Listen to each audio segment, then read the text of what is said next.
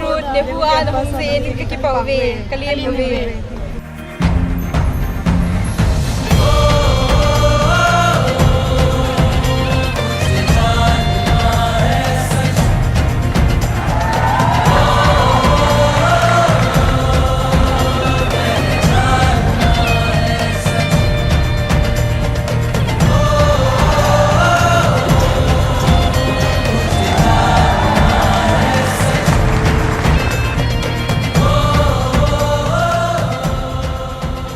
Namaskaram and good afternoon to everyone. Well, why this Youth and Truth? How did it come about? Well, in the last 36 years that I've been active with people, it's been a constant refrain like this. Thousands of people asking me this question. Sadhguru, when I was 20, where were you? You came when I'm 60. What is the point? These sort of questions have been a continuous thing that I'm hearing. So we thought we will step out and meet all those people who are below 25 in this country. So this will… right now, as a part of this, in this month, we are doing 18 universities. You are number 16 right now. But we will continue this process for another 3 years. One thing is to speak to the youth. Another thing is to create a repository of questions and sensible answers for that, so that the next generation that comes, at least they will invent a new problem. Because every generation is asking the same dumb questions, but it's not getting resolved. See, if we had one kind of problem, the next generation should at least have a new problem, isn't it? If they have the same problem as I had as a youth, this means we are not evolving into anything better, isn't it? So whatever problems they have now, at least they must come up with a new problem, the next generation. They shouldn't be asking the same stuff. So we will create a repository and make it available for always, for all youth across the world. So this process will continue for 3 years to get every kind of questions that an young person can ask, and we will put out these answers, make it available both online and in the form of a book, so that anywhere in the world, youth, when they have these questions, they have a sensible solution for this. Another dimension of this is little things, small things, keep people busy for their entire life. In the sense, most human beings are just struggling with their own thought and emotion for their entire life. Our ability to think and our ability to emote are two most beautiful aspects of being human. But these two wonderful things that we have, most human beings suffer immensely. If your thought and emotion happened just the way you want it, would you ever be miserable, I'm asking? Hello? No. You would make yourself blissful, isn't it? So essentially, most people do not know how to handle their own thought and emotion, and this just goes on for an entire life. 50, 60 years of age, still don't know how to handle your thought. When are you going to learn, I'm asking? When is it that it's going to happen, that you will know how to conduct your body, how to conduct your thought process, how to conduct your emotion? It should happen at the earliest part of our life, isn't it so?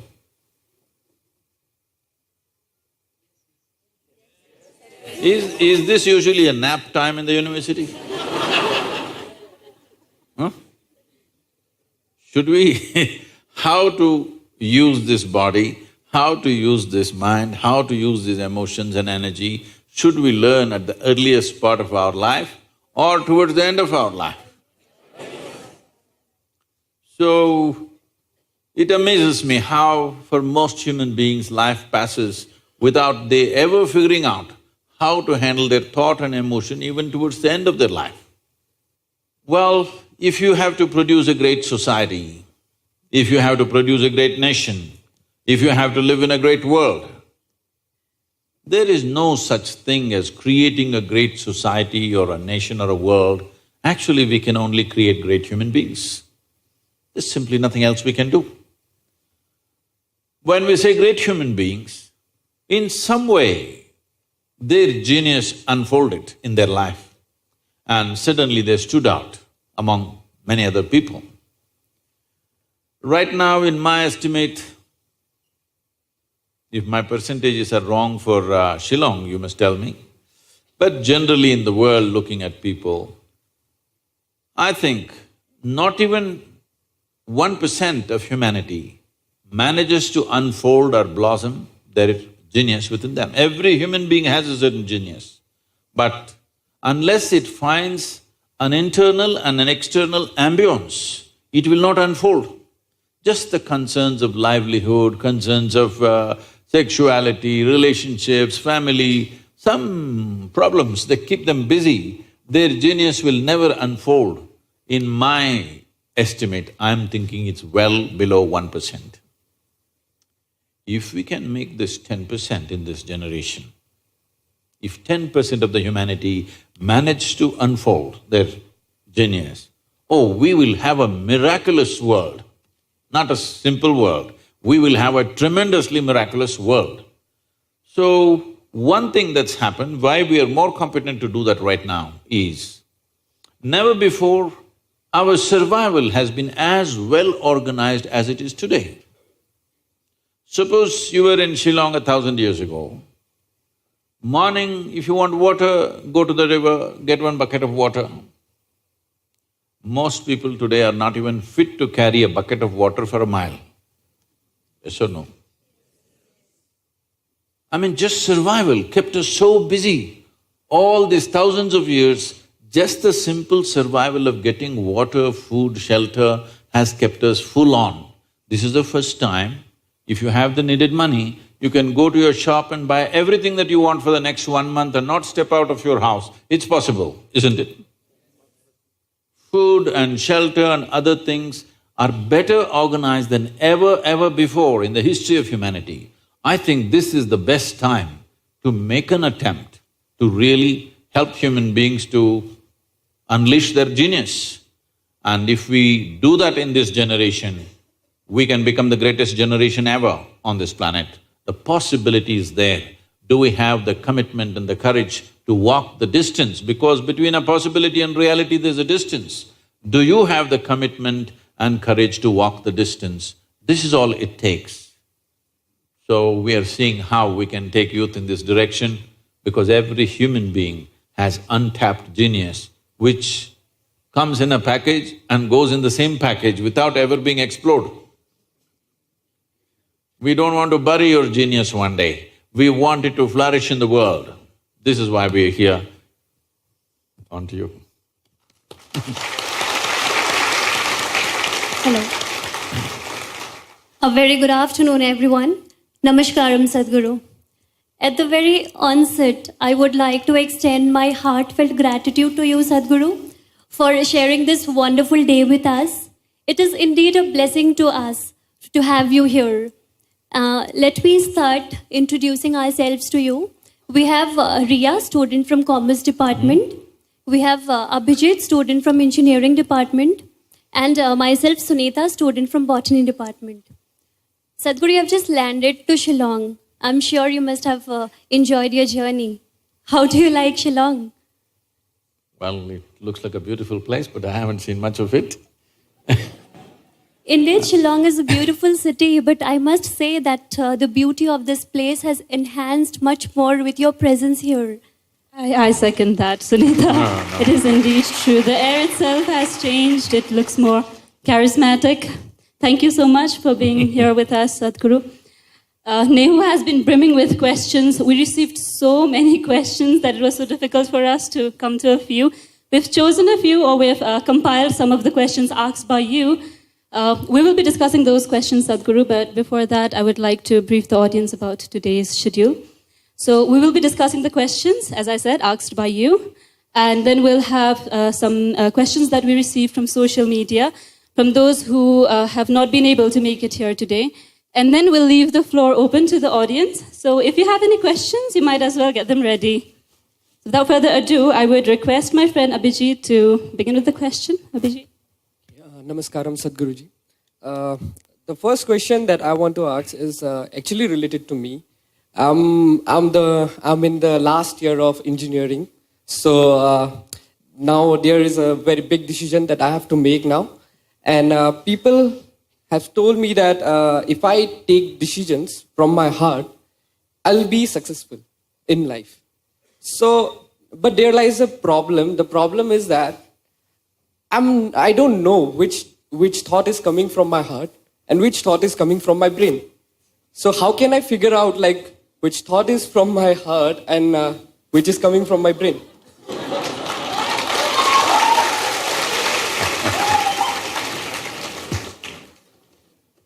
The heart makes only two sounds, lub-dub. Unless the local girls are disturbing it and it's going a little crazy. Otherwise, it makes only two sounds. Rest of the noise is all coming from your head. This idea that something comes from the heart, something comes from the brain, it's metaphoric, but unfortunately a whole lot of people are taking it literally. There was a time in many parts of the world, particularly in Arabia, the medical science in Arabia believed the blood is pumped from the liver. You might have heard Urdu sayings about Kalija, have you? Because they believed blood is being pumped from the liver, because liver is a far more complicated organ than the heart. Heart is a simple pump. So do not give it any more responsibilities other than continuously pumping the blood and keeping you alive. Unless somebody here breaks it. So, about the last year of engineering, I want you to change that language because this happened. Can I tell you a joke? It's okay? Yeah. You're pretty serious about this, that's why I'm asking. This happened. A very celebrated scientist was at a dinner and he was not grandly dressed or anything, he was looking very ordinary. So the lady who was, sitting next to him, didn't pay much attention to him, she doesn't know who he is. But after some time, just to be polite, to make some conversation, "May I know what do you do?" He said, "I'm studying science." She said, "Oh, I finished that in my 10th class." So you're not going to, you're not in the last year of engineering, maybe the course, but not the last year of engineering, because for your entire life, if you learn engineering, when you're dying, after 100 years, okay? I'm not preponing it. After 100 years when you're dying, you would still know, if you are a constant learning process, you would still know you know very little about engineering. With that little, many things happen, that's different. So don't be in the last year of engineering. I know the program may be closing, but not the last year of engineering, okay? So, essentially engineering means to have things the way we want. Yes? When we say this building is well engineered, I'm not saying that. If we say this building is well engineered or an automobile is well engineered, what it means is it's functioning the way we want. Yes? Of all the pieces of engineering on this planet, of many pieces of engineering, a tree is a fantastic engineering, even a mountain is fantastic engineering because it stood there for 1,000,000 years. That means it must be good engineering, isn't it? Yes? Something that stands there for 1,000,000 years must be well engineered. Of all this, the most sophisticated piece of engineering is human mechanism. Isn't it so? Hello? Most sophisticated of all the pieces of engineering. Now, because it's a sophisticated piece of engineering, it needs a certain level of attention, otherwise you don't figure it. Now that we gave you such a highly, high-tech piece of engineering, I'm asking you, did you read the user's manual? I think there is no user manual for now. How can they make such a fantastic piece of engineering without a user's manual? Maybe it doesn't come with a booklet attached to your neck when you were born. But indications must be there, isn't it, how to use it? Huh? Is it true somebody who's an athlete or a gymnast or someone else like that learns to use their body than a whole lot of other people? Yes? Obviously, at least one aspect of the physical engineering of the body, they seem to have read the user's manual about the physical aspects. Is it true certain people are able to use their mind better than others? Maybe they read another part of the user's manual. So, now with this heart manual and the brain manual, see, the problem is most people are prejudiced against the brain. This is a question that always comes to me, Sadhguru, I want to meditate but thoughts are coming. The common question everywhere. I ask them, see, I'll make you meditate. We will stop the liver, we'll stop the kidney, we'll stop the heart, we'll stop everything, okay? Oh, no, Sadhguru. So you want the liver to function when you're meditating. You want the kidneys to function. You want even the spleen to function, you want the heart to function. But you don't want your brain to function for some reason. This is simply because brain is a new equipment that you got in the evolutionary process. This level of cerebral development happened more recently compared to the other systems. If you cut open any mammal, they all have all these parts, isn't it? Every part that you have here, all of them have. Even if you open a frog, most of you, you're biology department. Even if you open a frog, almost everything that you have, he also has, isn't it?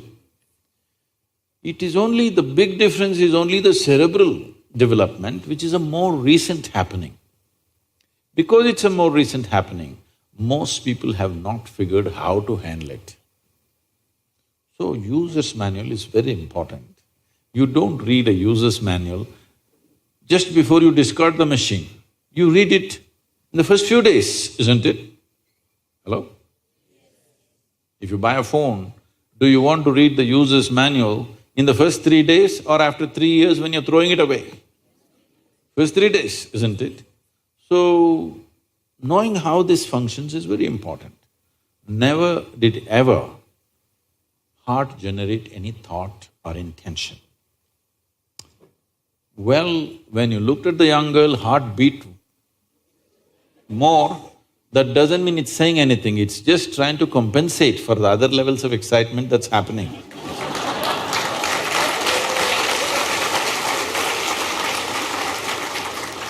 The heart is not trying to say anything, it is only compensating, you need more blood, so it's pumping little harder.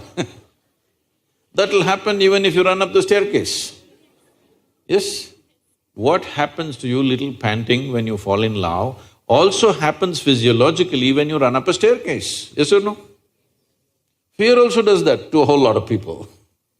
So, heart is not trying to say anything, it is just trying to make sure every part of the body gets the nourishment of blood flow. So, it's your brain speaking in different tongues. What's your native language? What's your mother tongue? Assamese. So, Because when you know 2, 3 languages, sometimes it gets confused, sometimes it speaks in English, sometimes in Assamese, sometimes in something else. So you're thinking different people are speaking, heart is speaking, mind is speaking, no. There is thought and there is emotion. People think these two things are saying different things. They're not saying different things. The way you think is the way you emote, isn't it so? Right now, if I think, oh, she's the most wonderful person on the planet, I just have to think. Then my emotions become sweet towards her. Now I think she's the most horrible creature on the planet. Now my emotions become nasty. Yes or no? I cannot think she's horrible and have sweet emotions. I cannot think she's wonderful and have nasty emotions, isn't it so? But today I thought she's the most wonderful person and my sweetness was flowing. Suddenly she did something tomorrow that I don't like. I think she's horrible. Thought is agile, it changes direction just like that. Emotion is little sappy. It takes time to turn around. So that period, you struggle as if there are 2 dimensions of thing happening. Because thought is saying one thing, emotion is still going sweet, because it takes time to become nasty. Everybody struggles, but it catches up or no after some time? Hello? Today you thought she's wonderful, sweetness was flowing. Tomorrow she did something you don't like, you thought she's horrible. The thought is clearly saying she's horrible, but emotions are struggling because they can't turn quickly. They take time to turn. But after a week or 10 days or 2 months, depending on how deeply you're engaged, after some time, emotion catches up with the thought. Emotion also says, yes, she's horrible, so let's be nasty to her. So they're not speaking different languages. One is agile, another is little slow in its corners. So it looks like they're speaking different languages. When it comes to what you want to do, you must think clearly, it's very important. Thinking clearly means, the question is not about what will get me this, what will get me that. Is your life precious to you? All of you, I'm asking. Your life, is it precious to you? So before you invest this life into something, you must look whether today if I invest my life into this, after 25 years, will it still mean a lot to me? After 50 years, will it still mean a lot to me? At the end of my life, if you turn back and look, will I be proud of this or will I be ashamed of what I'm doing right now? Doesn't matter what other people say. But you should not do anything that you will feel ashamed of, isn't it so? Huh? It doesn't matter, people say so many things. Everybody has an opinion, it's their business. But you don't do something that you will feel ashamed of, isn't it? Then you're turning against yourself. Somebody turns against you, you can leave them and go somewhere else. If you turn against yourself, you'll have to live with it forever. So this is all you have to look at it. Something will get you money, something will get you comfort, that's not the point. What you choose to do, will it give you a life? When I say give you a life, are you just trying to make a living or are you trying to make a life out of this? It's important. Making a living is not an issue. A worm, an insect, a bird, an animal, all of them are making their life, making a living, isn't it so? They're even making a life out of it, but definitely they're making a living. So making a living with such a big brain is not an issue. Earning your food is not an issue, making a living is not an issue. Only problem is you want to live like somebody else, that's an endless problem. I want to live is not a problem. I want to live like you, this is a problem. So, it is important, if you consider your life as a precious life, you must make sure you make a wonderful life out of this. Whatever opens up in that direction, that is the thing you should do. But when you're under the pressure of peers, somebody is saying, I'm going to America, somebody says, I'm going to the government job, somebody says, I'm doing this. So one thing that all of you should do before you make big decisions in your life is withdraw from these pressures of peers, professors, parents, everybody. Just spend 3 days to 1 week by yourself. Look at it, what is it that you really want to do? Not under pressure from other people. What does this life want to do? Do that. It doesn't matter what other people think about it.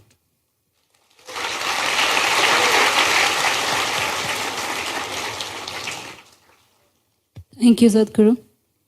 Sadhguru, this is another question I have. You have mentioned on a number of occasions that we cannot ignore the materialistic body that we have been given and that we have to live with it. But how do we find a balance between the materialistic world and the spiritual world? Where exactly do we draw the line, Sadhguru? See, first of all, there is no imbalance. The imbalances come simply because of ridiculous teachings.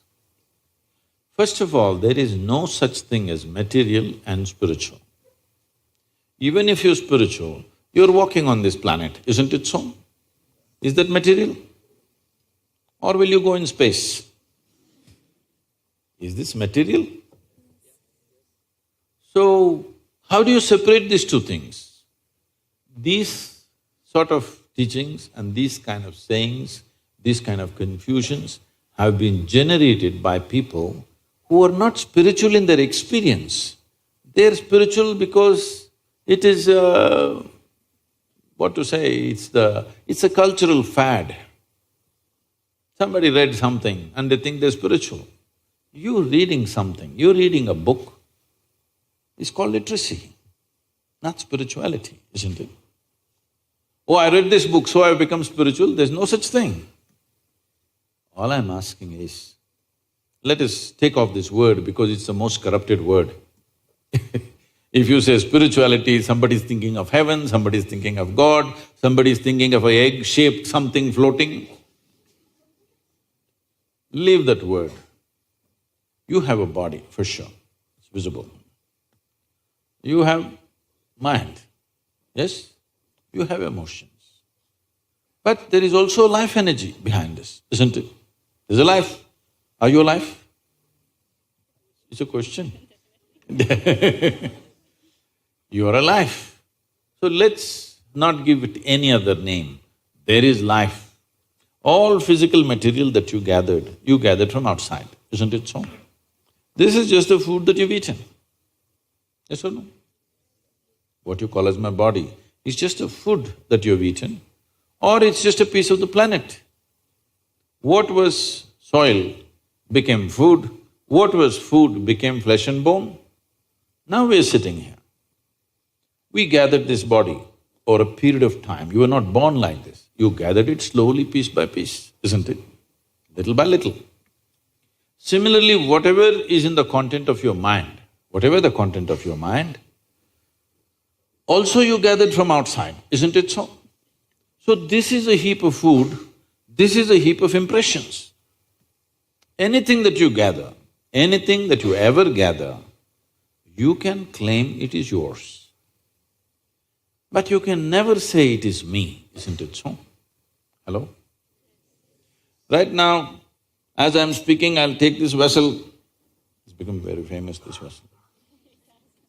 This is my vessel. If I say this is my vessel, you will think, oh, Sadhguru's got some problem. But let's listen, everybody says he's wise. After some time, I say, this is me. Then you say, let's go home. I did not say it, ma'am. I was only suggesting, I was not saying.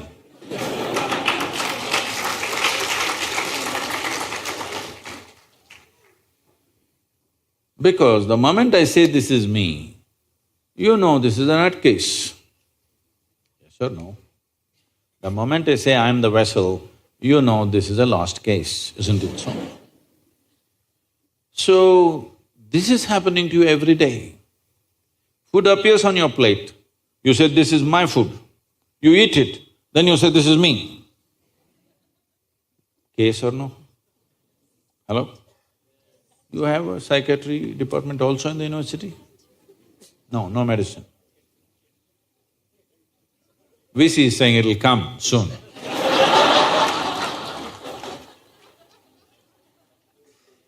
So, definitely you understand what you gather can be yours at the most, but never ever can be you, isn't it so?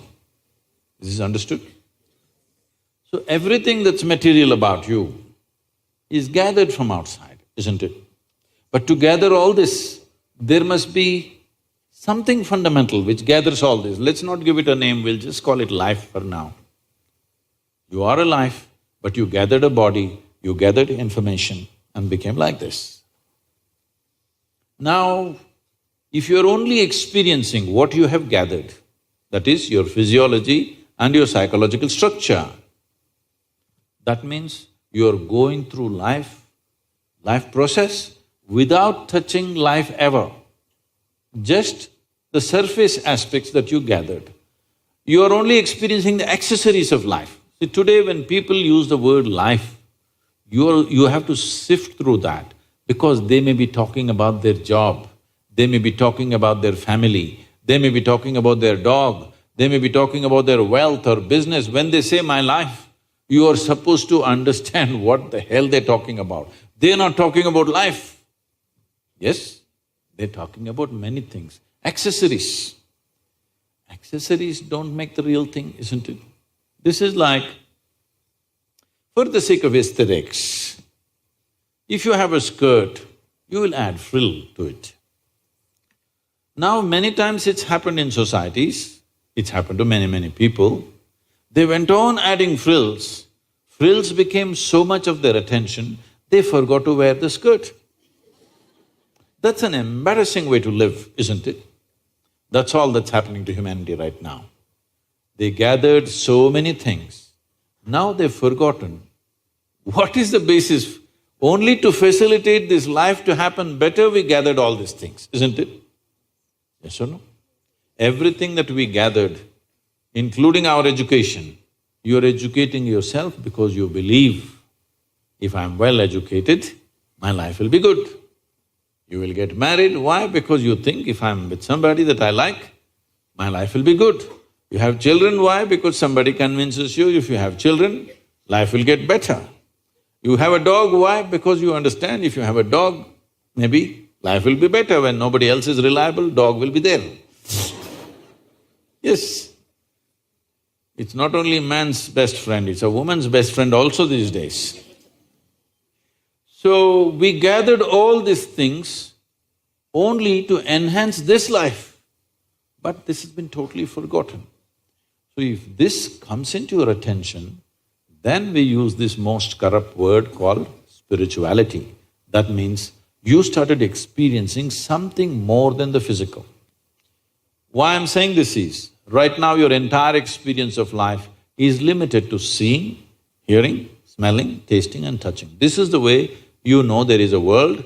This is the way you know that you are existing right now.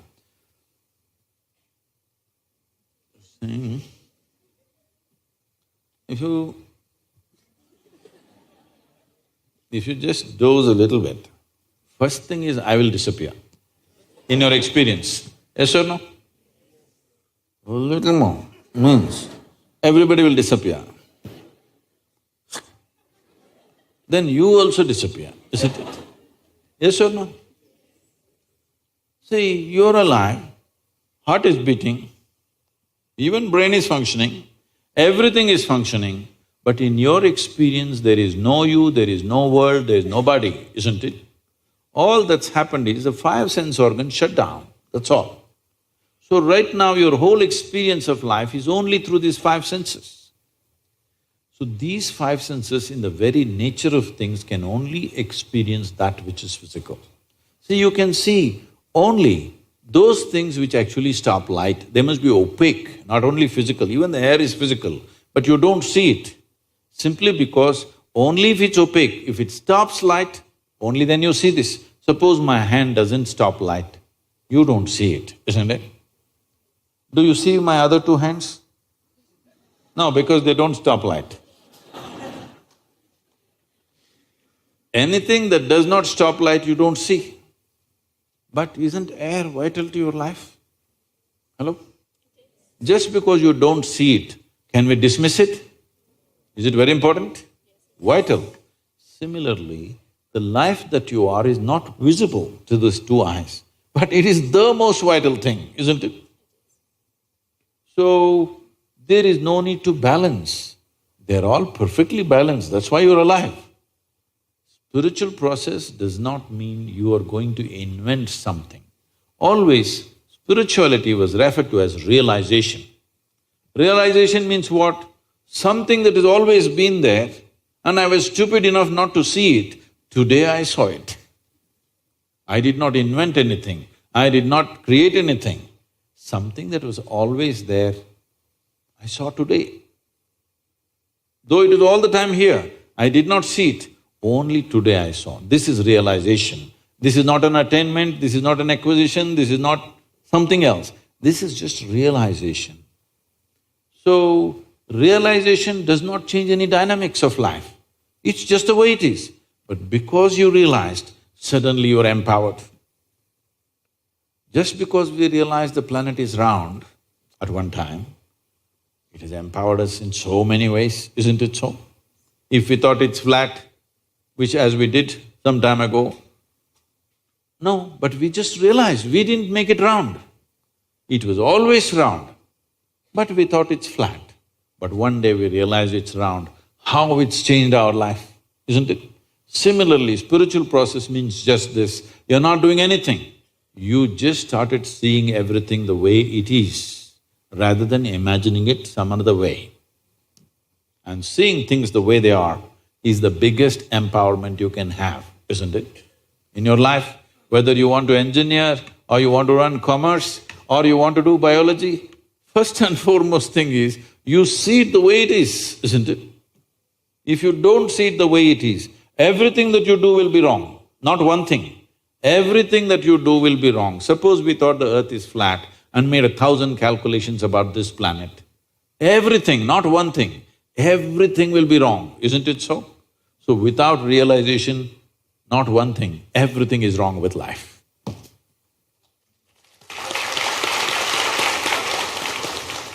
Thank you, Sadhguru. Sadhguru, I'm so lost in your words that I don't want to ask any question. I just want to listen to you, but this is a part of my job. That is why you ask a question. And this is a part of my job too. I'm put here to ask question to you, so I'll put up an intense question to you now. Sadhguru, in context to space and food, should human race, especially in India, now stop reproducing and start adopting children instead? But to adopt, somebody must be reproducing, right?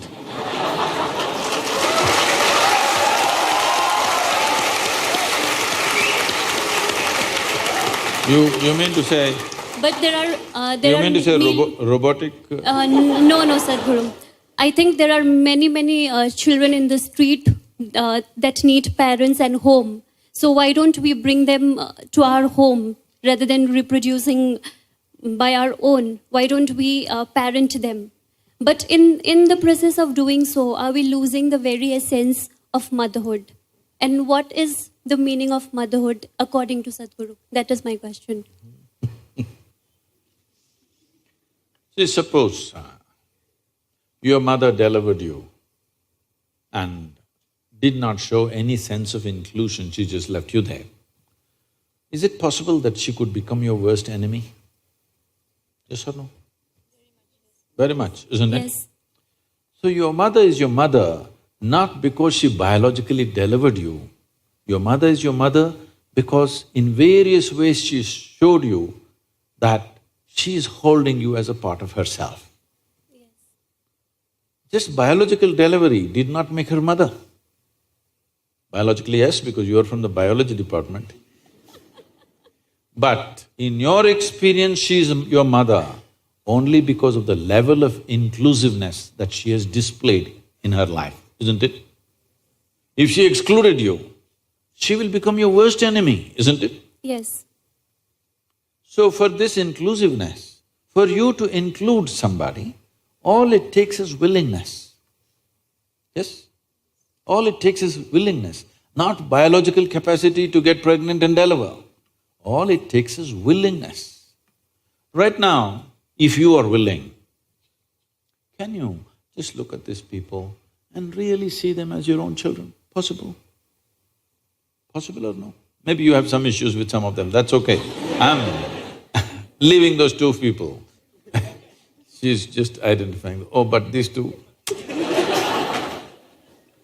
I'm trying to figure out whom do I know in the audience. I'm trying to You figure don't out have my to know friends. anybody. You don't know anybody. But can you sit here like a mother to all of them? If you're willing. Because it's only a question of willingness, isn't it?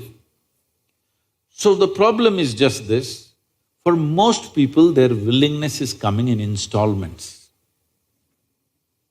I will accept you, but I can't stand this guy. I can't stand this guy, but I hate this person. Like this.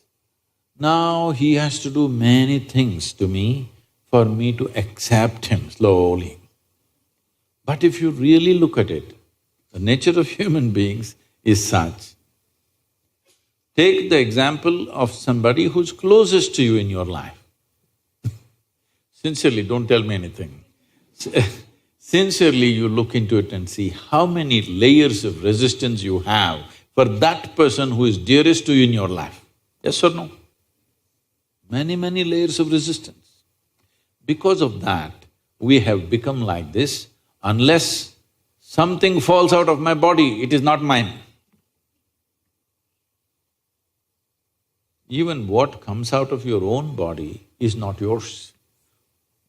Children will make you realize as you grow old.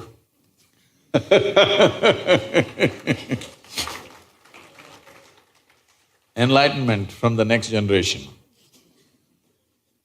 Because biology will bind you only to a certain point. Beyond that, there is human intelligence and emotion and consciousness.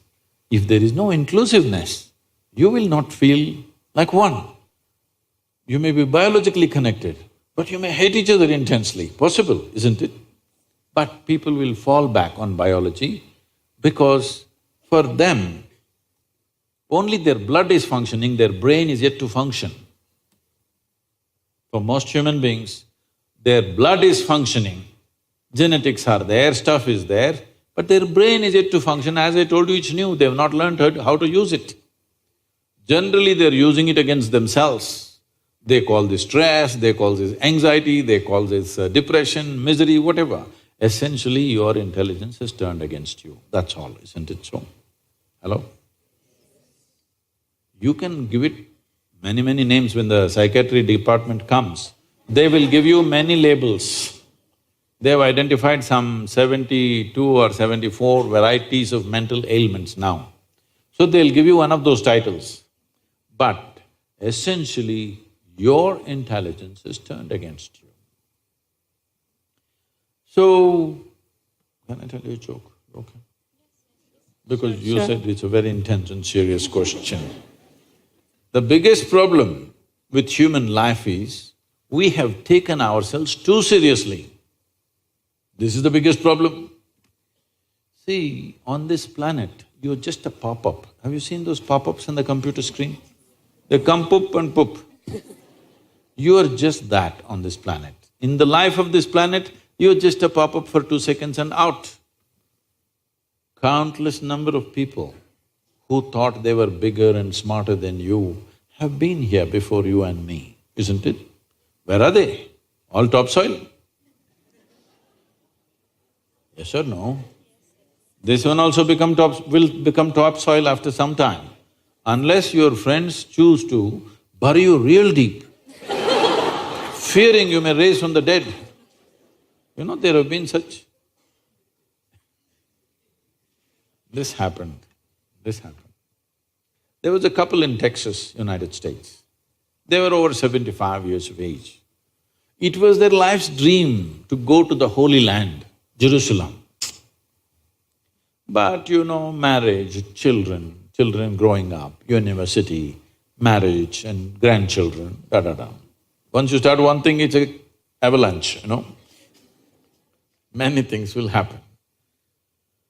Now they're over 75, now they got an opportunity, so they went to Jerusalem. Jerusalem is a place where every cobblestone is bleeding with history. So they walked that street where Jesus is supposed to have walked, felt overwhelmed. Went to that place where Jesus is supposed to have walked upon the water. Like this, they went all over the place. Very excited. Unfortunately, the lady had a heart attack and she died. So the man was preparing to take the body back to Texas. But then the local people came. They said, "This is the Holy Land. This is the right place to die. Your wife has done the right thing. There is no point taking this body to Texas, and taking the body to Texas, the flight charges are $18,000 plus local charges out there for rituals and stuff. Here, because you have lost your wife and you come for America, just $20,000 will finish everything." The man looked at them and then he said, "No, I will take her back to Texas." Then they said, "Okay, it's all right, because you're from Texas, we'll give you a super discount.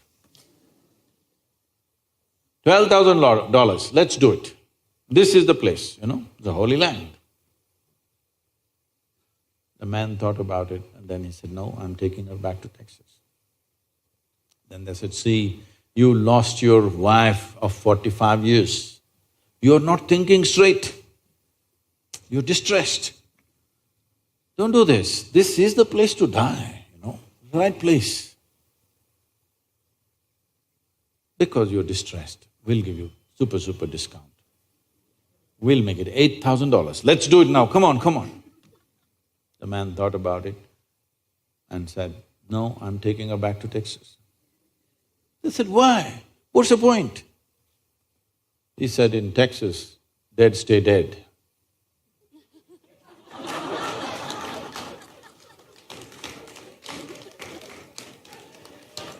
You're not getting it, not getting it.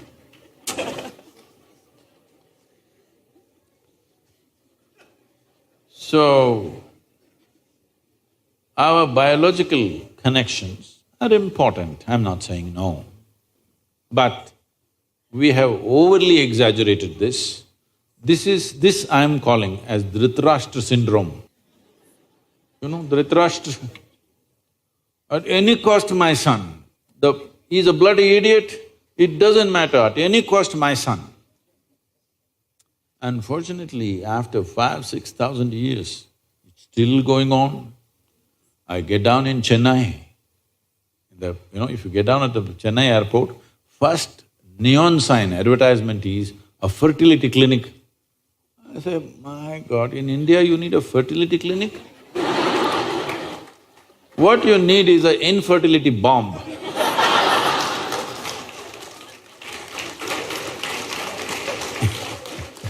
I'm not propounding any kind of philosophy or ideology for you. See, in 1947, when we got our independence for this country, the average life expectancy of an average Indian was 28 years. 28. Since then, today the average life expectancy is around 66 or 67, which is a phenomenal achievement for the nation. When we postpone our death, should we not postpone our birth? I'm not talking any philosophy, any ideology or any kind of religion. I'm talking simple arithmetic. You postponed your death, should you not postpone the birth? Hello? So right now, it is not that too much reproduction is happening. Yes, it's happened, but it is not that excessive reproduction has happened, it's not true, we've managed that. But people are beginning to live little longer, which is a wonderful thing. Yes? People are beginning to live longer. Everywhere you go, I was at the World Economic Forum, there were, at that time in 2008, there were 4 union ministers gloating to the foreign media, "We are the youngest nation in the world, we are the youngest nation in the world, our demographic dividend is like this, like that." I thought, okay, once, twice you say it, it's all right, but they said it half a dozen times. Then I asked, what happened to the old people? They said, no, we are the youngest nation in the world. All right, but what happened to the old people? No, we don't have old people, we are the youngest nation. All right, but why? Because nobody got old, everybody died young. See, is it not unnatural that you don't have old people in a society? Is it not unnatural? Only young people are there means what? Nobody got old? It's a dangerous situation. Yes, well, now people are getting little older, wonderful. So now we must also graduate our reproduction a little bit, calibrate a little bit. In this culture, largely in the Indian subcontinent, at certain times of history, we had it like this: 70% of the population was in family ways of life. 30% was ascetic. They were taking sannyas or whatever, they're never getting into that aspect. Just this managed the population very well. Just this one thing, 30% never engaged in sexual activity or marriage or anything, they did not produce children. So the remaining 70%, even if they had 5 children, by the time the child becomes 15, normally nature made it into 2 or 3, always. And periodically there were wars and people died more easily in the past because there was no such medical thing. Those who were not fit to live, they died. Today we have many things, it's all great that we've done certain things for the human well-being. But we must also understand the land that we live upon also has a life. It's a life by itself. You can't just be occupying every square inch of it and thinking we are doing something fantastic. You're stupid. Because today there are some studies which say, if all the insects on the planet die today, let's say all insects died today, in about 4.5 to 6 years' time, all life on the planet will disappear simply because there are no insects. Except deep down in the earth, there are certain microbes which may survive. If all the worms die today, in 18 to 24 months, all life on this planet will disappear, including you and me. If all the microbes disappear right now, all of us will be dead within 1.5 hours. But if all of us disappear, planet will flourish. Yes or no? So one wrong perception that's happened, religions have spread these messages saying that we were made in the image of God, so all other creatures are here to serve us. No, please just go and look at the movement of ants. An ant doesn't think he's there to serve you, he's got a life of his own. Yes or no? You interfere with that, he will do what he has to do to you. Isn't it? Does he think he's there to serve the human being because you went there, all of them put up their front legs and did this to you? Huh? He's got a complete life of his own. His life is important for him, isn't it? So these ideas that the planet and all the life was made to serve humanity is a very wrong idea. First of all, this idea that the creation is human-centric is the most dumbest idea we have on the planet. This creation was not made for human beings. We are just one consequence of the creation. On this, the biggest problem right now humanity has, why we are doing what we are doing, whether it's reproduction or construction or whatever else we are doing, why we are like this is, see, in this cosmos, nobody knows where it begins, where it ends. In this cosmos, this solar system, this sun and these few planets, 12, 14 planets, it is a tiny speck. Tomorrow morning, if this speck of a solar system just evaporates, nobody will notice it, it's that small. In this tiny speck, planet Earth is a microspeck. In that microspeck, Shillong is a super microspeck. In that, you are a big man.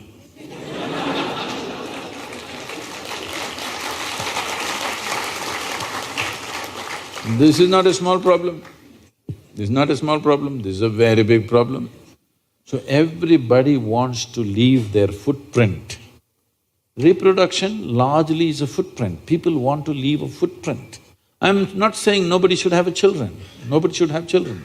But once you become human, the difference between us and other creatures is, whatever they do, we also do. They eat, we eat, they sleep, we sleep, they reproduce, we reproduce, they die, we die, all right? We're doing the same things. But the significance of being human is, we can do it consciously. Reproduction also must happen consciously, isn't it? Hello?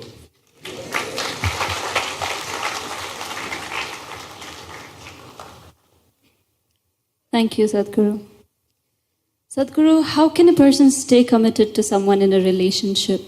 Is it natural to love someone and yet be sexually attracted to others? What should be the proper course of action that should follow, or how does one handle this? See, there is a psychological integrity, there is emotional integrity, but there is a biological integrity also. Integrity does not mean morality. Integrity means you create a situation where it works best for you. So when we say integrity, suppose I say, there is a certain integrity to my body, this means it's strong and resistant to a whole lot of things, isn't it? It doesn't mean I'm morally stuck in something. So I'm talking about… I want you to understand the word integrity in that context. We're talking about integrity in terms of strength of this life. So if that is the thing, is it true? Do you remember how your great-great-great-great-great-grandmother 10 generations ago looked like? Do you remember? No. But her nose is sitting on your face. Yes or no? Body remembers, isn't it?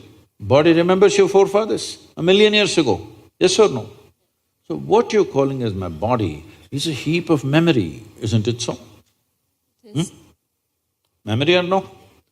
See, now from Nepal you came to Shillong, you eat a lot of this Meghalaya food, your features won't change because your body remembers what is your genetics, no matter what. Or you start eating, let's say, cow's food or dog's food, your body will not get confused and become a dog or a cow because there is evolutionary memory in this. Do what you want, it never gets confused, isn't it? You start thinking I'm a dog and start barking like one, still the body won't change. Yes or no? Mentally you can, but body has such a deep-rooted memory. So this entire body, what you have, is essentially a certain integrity of memory. If that loses that memory integrity, then you will see it will become vulnerable to so many things. Now, the nature of the body is such that anything that you touch with a certain level of involvement will naturally absorb that memory. Not mentally, physically it'll absorb that memory. Traditionally in this culture we call this runanubandha. You heard of such a word? Runanubandha. What this means is physical memory that you gather. Why people… you will see this with people, let's say in their home, they will go and sit in one place. This will usually the older people you will see, they want to go and sit in the same place. They won't sit in another place. Have you noticed this? Even your dog, he comes, if he wants to sit here, he'll smell this, he'll smell that, he'll smell that, he'll smell that. And after much searching, he will settle down in that particular place. Next time you chase him somewhere, he comes, he goes and sits in the same place. Because there is memory. Today there is forensic equipment where you're sitting here right now, you went away. After 2, 3, 8 hours, if they come, not with a dog can easily do it. But with forensic equipment, we come here and just check this chair and we know it was you who was sitting here, not somebody else. So there is memory. Wherever you sit, stand, whatever you touch, there is memory and transaction happening all the time. Well, you come from Nepal, in India also it's very much there, in south is very strongly there, north maybe it's become weakened. People never give salt to another person. Do you know this? Here also? If somebody gives you salt, you say, please keep it there. Because there are certain materials which transmit memory much better than others. Salt, sesame seeds, lemons, like this, if you give traditional people, they'll say, keep it there, I will take it.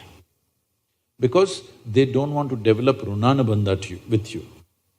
Now, in India, if you see older generation of people, if you try to shake their hands, they'll do like this, because they don't want to get runanabandha with you. Because the idea is to keep the integrity of your body's memory in such a way that it doesn't become vulnerable to other things, that you become a very integrated life. If you want to nurture yourself to be a certain possibility, then you have to maintain the memory integrity. This is what runanabandha means. You keep your physical memory to the minimal. A sexual interaction is something where a huge amount of memory is taken from one to the other. So always, not in this society, everywhere else, forever people saw the advantage of keeping that memory to the minimal. If you make that memory very complex, you will see to be at ease will become very difficult after some time. There will be pleasure, but there will be no joy in your life. You can observe people, don't go by what I'm saying. You can observe people, they will have pleasure, they will giggle all the time, but you look at them, there is no joy in them, there's no ease. Because the ease will go away with excessive memory. This is not only with sexuality, there are many other things that you do like this. Right now you see this very much in the Western societies. Wherever I go, especially in America, people will come, Sadhguru, where is my hug? I say, it must be with you. Why is it with me? It is not like at a certain moment when you feel close to somebody, you hug them. It's like all the time you have to touch people, because today's psychiatrists are analyzing these things and saying that is because they have not been sufficiently touched by their mothers and parents at an early age. When they grow up, they're desperately longing to touch somebody all the time.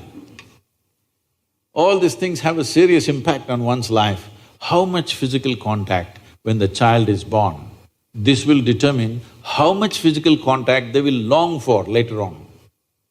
And the memory of what an infant picks up from the mother at that time, because till a child becomes 4.5 years of age, in many ways, energy-wise, it's not a separate life, it's still attached to the mother's body.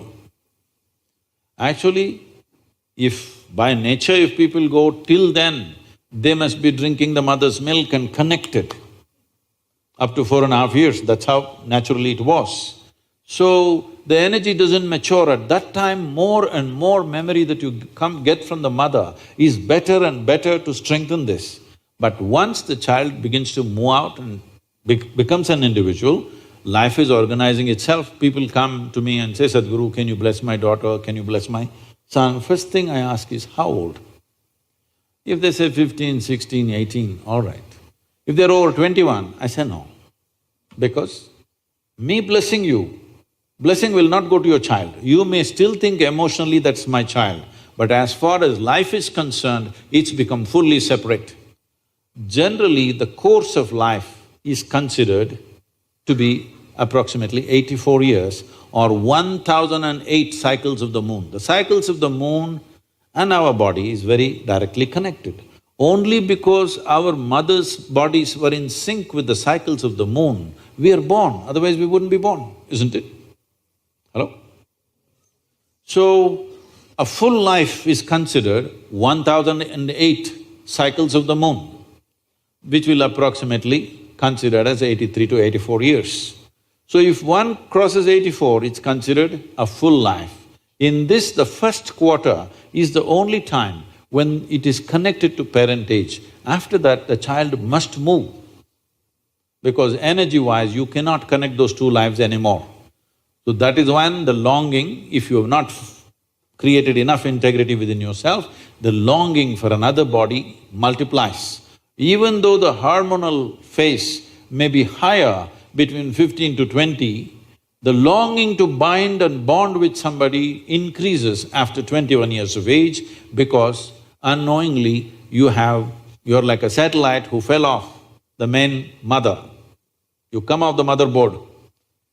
Now you want to attach to something unless you find some integrity. This is why between 12 and 18, one must do lot of sadhana to strengthen the body so that you don't desperately bind yourself to something or somebody.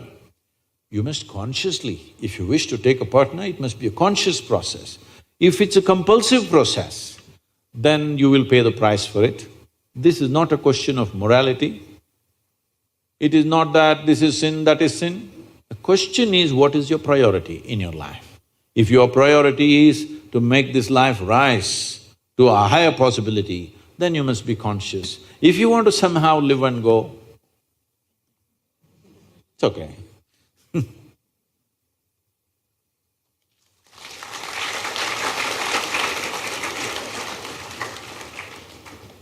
Thank you, Sadhguru.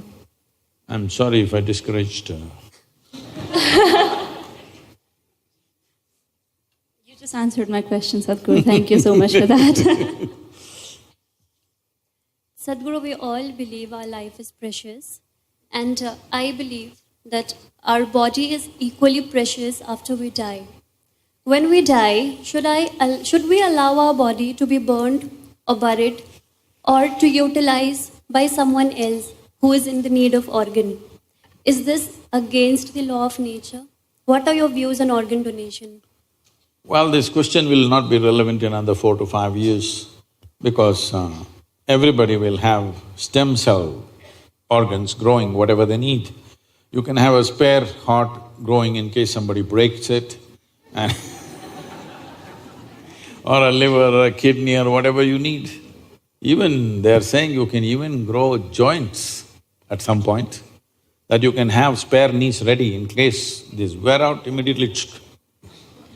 So, if you do not know this, in most, big hospitals, in the last 10-12 years' time, for most children, they're preserving a piece of the umbilical cord. As a part of the stem cell thing, you should know. Because we can manufacture almost any organ you want. So this question will become irrelevant. Technology is moving. About donating organs, well, see, giving away. Actually, somebody was asking me a question in Hyderabad, a film personality was asking, say, I don't love anybody that I'm willing to give my kidney to them. For me, love means I can take her out and she's nice and I can take her out for dinner, I can do this and that with her, but I'm not willing to give my kidney to her, so is it wrong? So you're asking, should I give my kidney to somebody? Not necessarily people whom you love, but just anybody, let them benefit after I'm dead, that's a question. See, there are many aspects to this, but first of all, if you already do not know this, there is a sinister business going on in the world. Very sinister business, particularly in Vietnam, Cambodia and some parts of Thailand. Organs are being stolen from live people. Once you campaign for organ donation, inevitably you will drive the societies there because you may be biology, but she's in commerce. If you talk about organ donation, she will see how to make a business out of it. Yes, isn't it? Somebody will look at it as an enterprise. Already it's become a sinister enterprise. In many African countries, this is happening. People are held down and their organs are stolen. This is happening. In a scale which may not be very large scale, but a scale which is of great concern. To that extent, it's gone. So if somebody needs an organ and somebody wants to donate, fantastic. What a wonderful gesture. But at the same time, I am not for campaigning for organ donation because you cannot control it. Once you create the market, you cannot control the supply. They will somehow find the supply, isn't it? If you don't die in time, they'll help you. Yes, they will.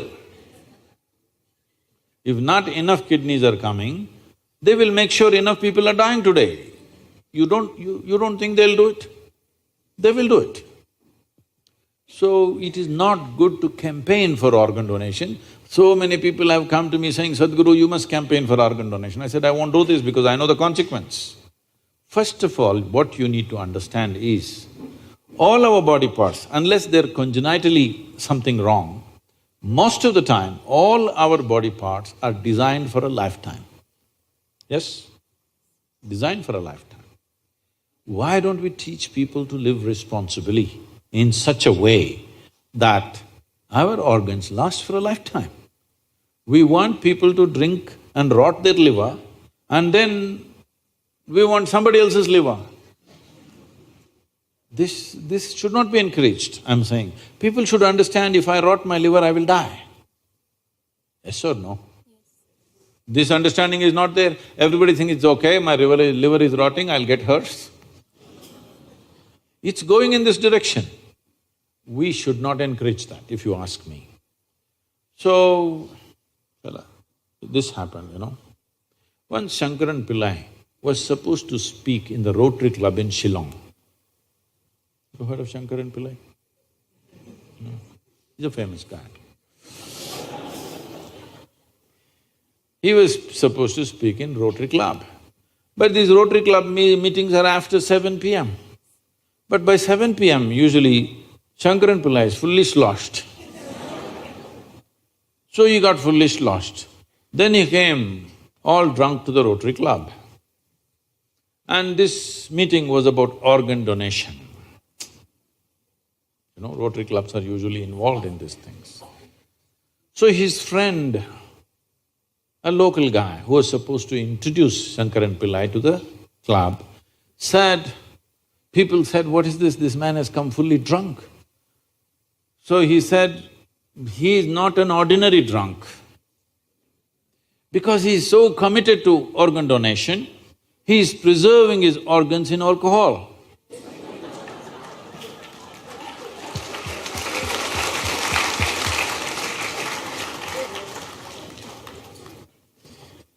So you want to preserve. It's most important that every human being takes this responsibility. The organs that are given to me by nature will last for a lifetime. Something happened, some ailment, accident, something else happened. Such a thing happens, always we can seek. But this entire culture of organ donation, people are looking for a cause, this is the problem. If you campaign too much for this will become a sinister possibility. Fortunately, the stem cells are coming and that could change everything. Thank you. Thank you, Sadhguru. Okay, Sadhguruji, this is very common in my college, and it is true about me and also my friends. So, I'm in love with a girl, and and what happens is that I don't have the courage to talk to her, and this is a like self-doubt that I have. I think that I don't deserve her. So, what to do on this regards? You are in love with a girl or you've fallen in love with a girl? Actually, I fall in love. Oh. This happened. Before he became a drunk, he was at the Shillong University. Shankaran Pillai. And he was doing his PhD. So one day he went to his mentor professor and said, Sir, I need your help on something very important. So the professor said, yes, that's why I'm here, please tell me. Then he named a college beauty and he said, Sir, I'm completely in love with her. I need your help on this. What do you mean you need my help? I'm not here to help you on those kind of matters. I'm here for academic purposes.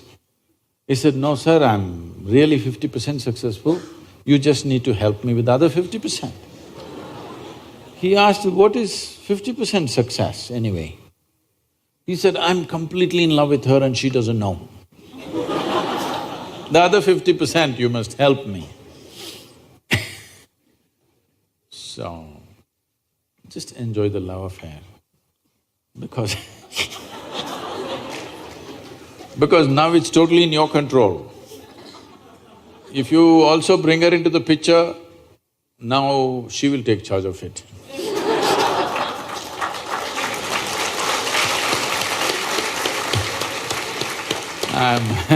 I'm not saying you should not fall in love with somebody, but don't be in a rush to live. At this stage in your life, see how to build yourself up into a worthwhile life, then things will come to you in a certain way. If you rush into life too early, then other aspects of growth will it'll get stunted. Because you got emotionally entangled, now the girl says, I'm going to come with you tomorrow morning. Then immediately you have to find some job, you've not completed your engineering, you will find one auto rickshaw to drive. Arey, all these things will happen.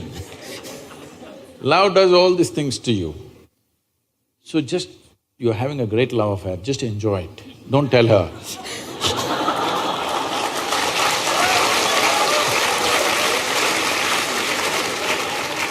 Sadhguru, I think he also kind of, wanted to know about self-doubt that he has, although the context was that, but he's primarily asking about self-doubt. See, this is not self-doubt, the doubt is about her. How she will respond, that is the doubt.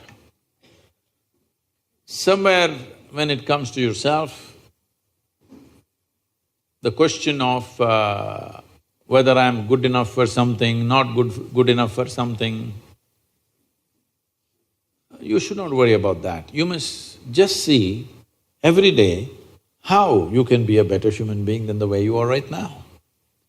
And then the world, the way it responds, tells you whether you're good enough or not. It's not for you to think whether… See, this is why there's an examination at the end of the year. Why? Because you may think you're a great engineer, but the examination results tell you. So this also is like that. You may think, I'm a hero, but well, the girl, she has her opinions. So instead of that, see how to make yourself better, in how many ways, not just the way you look.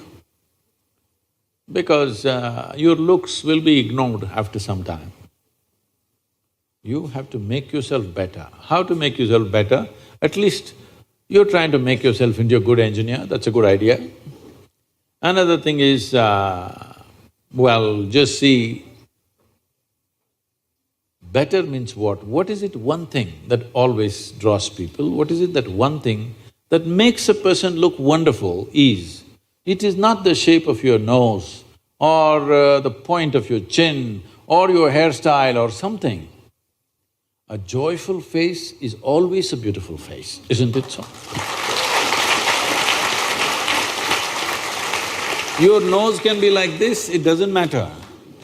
Joyful face is always a beautiful face. Do that one thing, maybe she will fall in love with you. Just rise and shine. If you rise and shine, everybody will look in that direction, isn't it? Learn to sing a song. We can train you if you want. Just one song that may make her fall in love.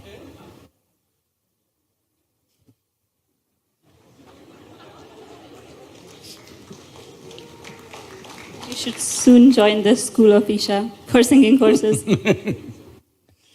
Thank you, Sadhguru. Next question is rather controversial, and you have also addressed this, but we are putting it again here because it is quite relevant. As is known that the majority of population in the state of Meghalaya is that of beef eaters. With the government banning consumption of beef in mainland India, people have an idea that the government is trying to control the very food habits of the citizens of a democratic nation. If beef is to be banned because of religious reasons, isn't it against the idea of secularism? And if it is for the environmental point of view, as you said, why not mutton ban or chicken ban, which are also reasons for greenhouse gas emission? Well, let me change one aspect of the question. Nobody ever uses mainland India. That's only mainland China. Okay. Rest of India. This is also mainland India only. It is just that which is being misunderstood now because of certain things that have happened is, when Jawaharlal Nehru talked about building roads and bridges and industry across the country, including dams, because at that time we thought dams were the biggest things we could do. Now our ideas have evolved into something else. When there were plans for Northeast, he was advised that don't touch Northeast. It is pristine nature and tribal cultures. Do not try to modernize and destroy this. It's best it is left like that. So, initially it was a conscious decision not to touch Northeast because people were beautiful, they were living in their own ecosystems. There was no need to bring simply cars and trains and airplanes and make them like the rest of the world. They were doing great by themselves. But later on, development started happening in unplanned ways, little bit. At that time, they should have decided. But because the same party was in power, they respected the decision that Jawaharlal Nehru made. When he made the decision, it was a conscious decision. After that, it was just an emotional stuff, for which northeastern region has kind of paid a little bit of price. I wouldn't say it's a price, because living in pristine nature without all the rubbish that you see in the rest of the cities, I think it's a great thing. But today, because of connectivity, because everybody is watching on the television, on the internet, how big cities are, how New York City is, how London is, how something else is, when you did not see any of those things, I think people here were doing fine by themselves. That way, the only country which has made a conscious decision like this and successfully going with that is probably Bhutan. Everybody else has succumbed to Western ways of life and they think we also have to become like that. Now it's unstoppable everywhere, including Northeast. Here, if you do not know, some 15,000 kilometers of highways being planned. Once that happens, entire India will be driving all over Northeast, okay? I went to Ladakh and you won't believe, I went to Siachen for the yoga day. Thousands of motorcycles, all kinds of people who have no idea how to balance on two wheels also or on motorcycles. Everybody renting a motorcycle, getting a license right there. There's a motorcycle rental, next to that we'll organize licenses for you. Right there, instant license and hundreds of motorcycles everywhere. It is no more the Ladakh, pristine Ladakh that it was, simply tourists and traffic jams on the mountains, unbelievable. Well, that's going to happen to you because you asked for development. Because this is the kind of development that's happening in the world, unfortunately. Everything in excess. And in 15-20 years it'll happen, this government has decided to put railways, airways and roadways and everything. So, we can think it's development. It is also a certain loss to the country because tribal cultures will be totally lost, pristine forests will be lost, everywhere there will be picnickers, okay? Not wildlife enthusiasts or something. Picnic people will be all over the place. So, having said that, now the reason why it is banned in many major states in the thing and at the same time they've not touched this here is, in those states there is a huge emotion about that. Democracy, you talked about secularism, democracy is always about considering the concerns of the people. When there is such a big emotion, it's better you take that into thing. And everybody thinks this law came in the last 4 years. No, this law has been there since 1950. So this has been the way we have been running the country. We make a law and we don't have the courage to implement it. Now some hothead on the street, he decides to enforce the law. When mob tries to enforce the law, it will happen in cruel ways. It will happen in ridiculous and in archaic ways of doing things. So this is something we must decide. If we make a law, do we have the courage to implement the law? Do we have the means to implement the law? Otherwise, better there is no such law. So now, in the major states, if you do not implement it, there will be backlashes, there will be violence. So implement it, there is some kind of grouse happening, a small group of people.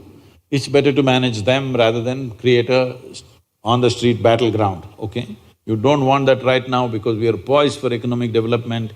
Everything is being done to see social unrest doesn't happen. So here traditionally, see even in India, this is a very gender-biased law. You can only not slaughter a female cow. You can slaughter a bull, you can slaughter a buffalo. Look at this, gender discrimination. You can slaughter me but not you. Only cow protection because in this culture, this is a pastoral culture, where we have an understanding. Now it's different, but in the past, if there is a bad agricultural year, if there is a famine, we used to have serious famines in this country. If there is a famine, if I have 2 cows in my house, my children will live. You don't have cows, your children will die. This is a wisdom stuck in people's minds.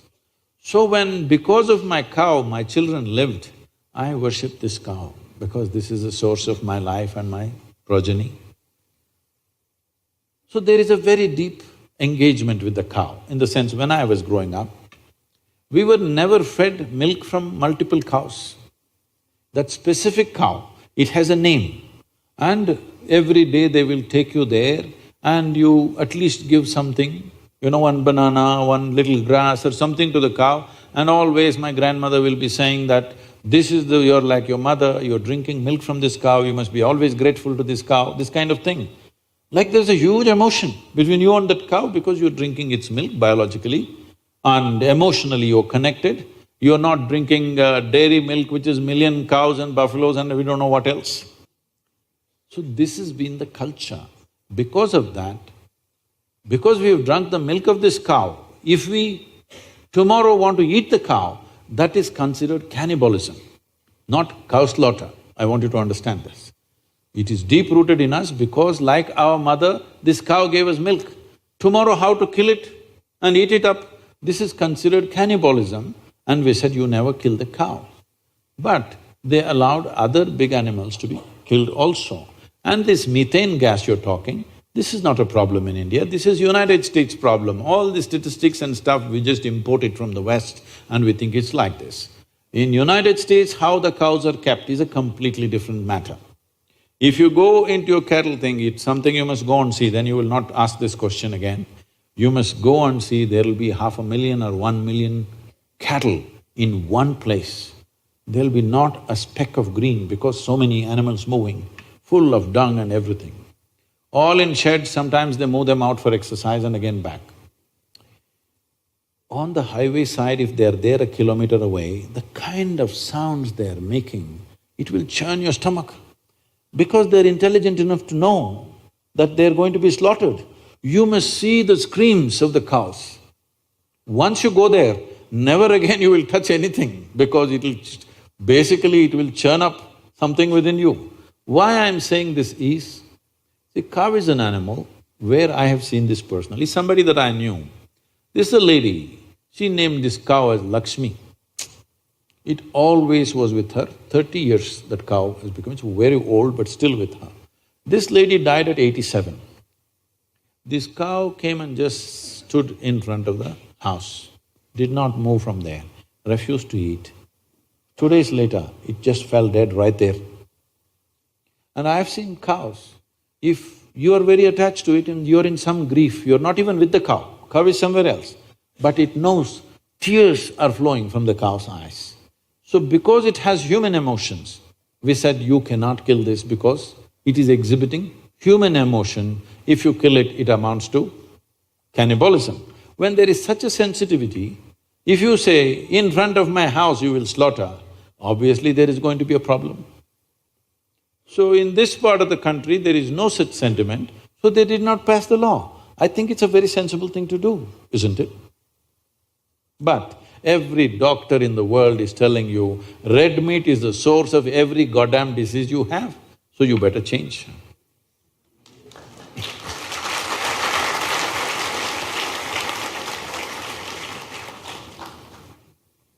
It is not a religion, it's a certain sense of humanity. Humanity finds expression in various kinds of aesthetics. This is our aesthetic. What about the minorities living in those areas, Sadhguru? They can eat whatever else they want. But when it is imposed, the ban is imposed, they cannot. Suppose I like to eat you. You denying me my food. I enjoy human flesh. How can you pass a law against it, I'm asking? Hello? There is a law already that you cannot eat humans, but… That is what… there is already a law that you can't eat a cow. The question is about passing of the law itself. No, I'm saying, see, you cannot eat a human being. Why? Because it's a human being. Now, we drank the milk of the cow, we shared emotions with the cow, we don't see it as separate, because in the villages, the cow lives in your house. There is no barn somewhere, it lives with you in the same house. So what is grown up with you, lived with you, shared life with you, you don't suddenly kill and eat it. Then you can as well eat your mother, what's the problem? I'm saying, what's the problem? It's good food. So I have taste for human flesh, how can you stop me from eating it? Don't start such an argument, it's not good. Thank you, Sadhguru. Thank you, Sadhguru. Moving on to next question. This was the most frequently asked question by the youth of our university. We feel parents today are becoming liberal with their children in many aspects. However, when it comes to intercaste and interreligion marriage, people are still orthodox, and people draw a rigid line that children cannot cross. Is it merely because of the fear of society? As the saying goes, "Sabse bada rog kya kahega log." So, as a youth, what can we do to convince our parents and bring them out of this social fear? See, the fear may not be about just what somebody says. We must understand the caste system for what it is. Well, before I say that, I want you to understand this. I never ever asked anybody, what is your caste, because it doesn't even occur to me in my mind. So I'm against intercaste marriages because somebody will take this one sentence and make me into trouble, but I keep doing this always because it's by intent. I am against intercaste marriages because, first of all, why the hell do you identify with the caste and then try to do inter?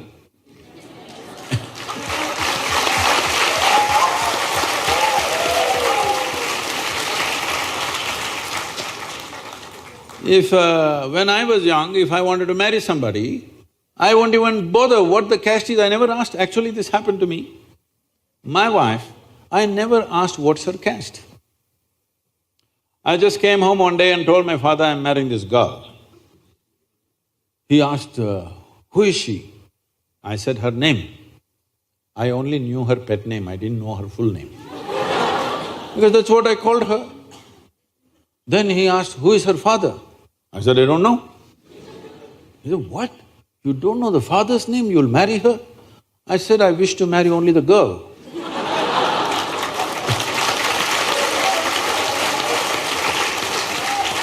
I don't wish to marry her father, nor his property, nor his kanda, nor anything, I'm just marrying the girl. So what caste are they? I said, I don't know.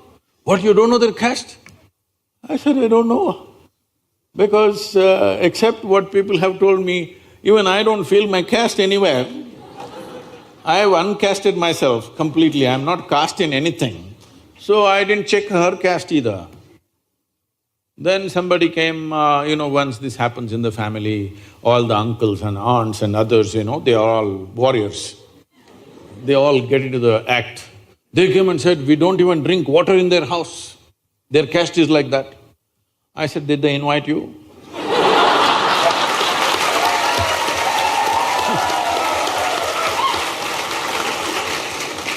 They have not invited you to come home.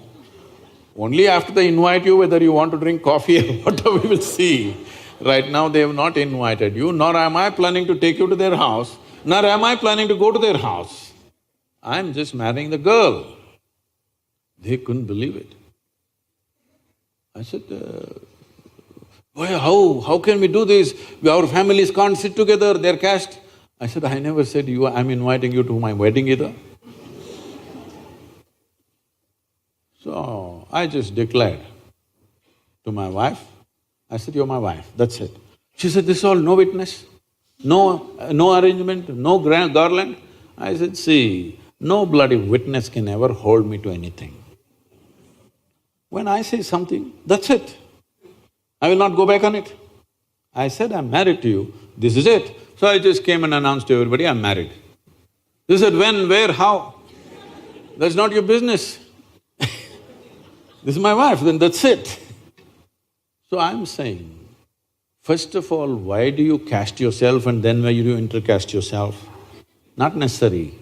But there is a social situation, that is, in this country, why this caste system stuck on like this is, this was the only means of transmitting skills. Suppose your father is a goldsmith.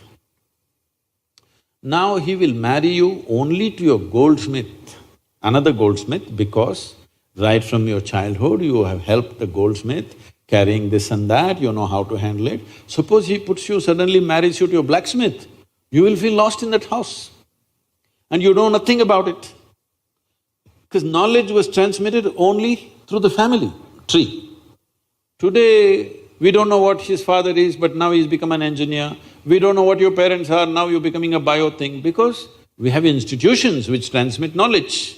When there were no such institutions, family was the only institution transmitting knowledge, so we didn't want to corrupt that, so we maintained that.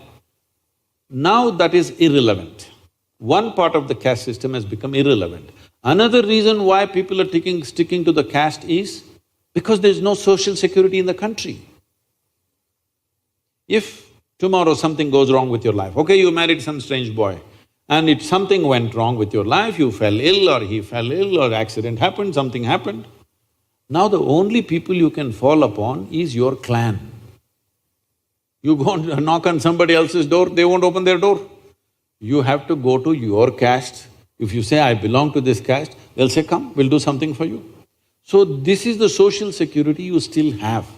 So in urban areas, it may not matter because you have insurance and this and that, but in rural areas, if you just break away from your caste completely, you are completely on your own. If something goes wrong, there's nobody going to stand up for you. So this is the social security system. Don't try to worry about this destroying caste system by intercaste, all this. If you create a proper universal social security system, caste will die a natural death. Nobody has to kill it, it will just go.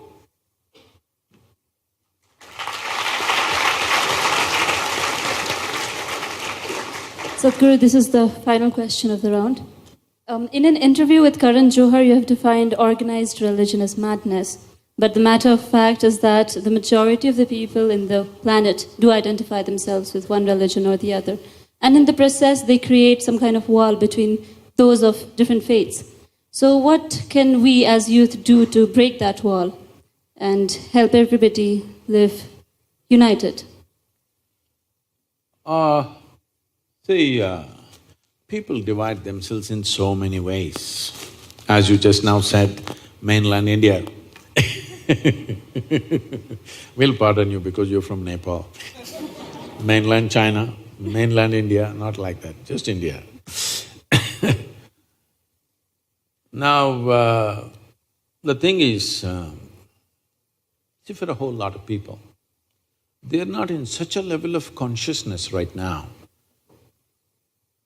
If it comes to me, I'm like this, I have no struggle within me for anything. So I don't look up, because I know the planet is round and it's spinning. If I look up, I'm looking up in the wrong direction. But for somebody else who is fearful, somebody else who's not figured their life, for them just believing there is somebody up there gives them solace. They're going to open the psychiatry department. But you will see psychiatry is very inefficient because you can treat only one patient at a time. And you need a lot of furniture like this, you need a couch, But now, God is holding your hand, don't worry. A whole lot of people, they're managing their psychological balance. It's true or false is not your question. The question is whether it's working or not working. It's working on one level. Yes or no? A whole lot of people will be cracked up if they don't have something that they believe they're holding on to. If that is not there, they will crack up. Because not everybody is on a spiritual path, not everybody is so organized within themselves that they will handle things out of their own conscious intelligence. They need something to lean on. Why people are leaning upon each other, why people are making… See, freedom is the most valued thing in the world, but still most people are trying to build bondages among themselves. Why? They need somebody to lean on, isn't it? So when all these people fail, they need somebody else to lean on. So, what you call as religion is a certain belief system. Belief is a very inexpensive and efficient psychiatry. It helps people to stay. Most people will lose their mind if there's nothing to fall back on. Isn't it so? But as a human being evolves from belief to knowing, then it'll naturally go away. The entire movement that I'm doing right now is a movement from religion to responsibility. What this means is, religion means God's will. When is it God's will? When things go wrong. Yes? It's also an insurance for failure. When things don't work out, it's God's will. Otherwise, failure will poke you and poke you and poke you. In case she doesn't respond, it's God's will. Yes. No, it's her will. Now, if you take away this aspect from people, a whole lot of people will get confused and suffer immensely. You must evolve with society from religion to responsibility. What this means is that you are willing to see that your destiny is your making. It'll take a certain amount of organization for an individual human being to come to that. In this culture, forever we have thought that, because in this culture there is no the God, anybody. There's never been. All the people that you worship in this culture are people who walked this geography. Whether Rama, Krishna, Shiva, anybody you take, they all walked this land at some time. And they were not even a super success. Nor did they do anything superhuman. They did not drop from the sky, they did not fly in the air, they did not walk upon the water, nothing. Drudgery, daily. All kinds of troubles in their life, daily. More trouble than any of you will go through. All kinds of things. You look at Rama's life, he's still having real estate issues.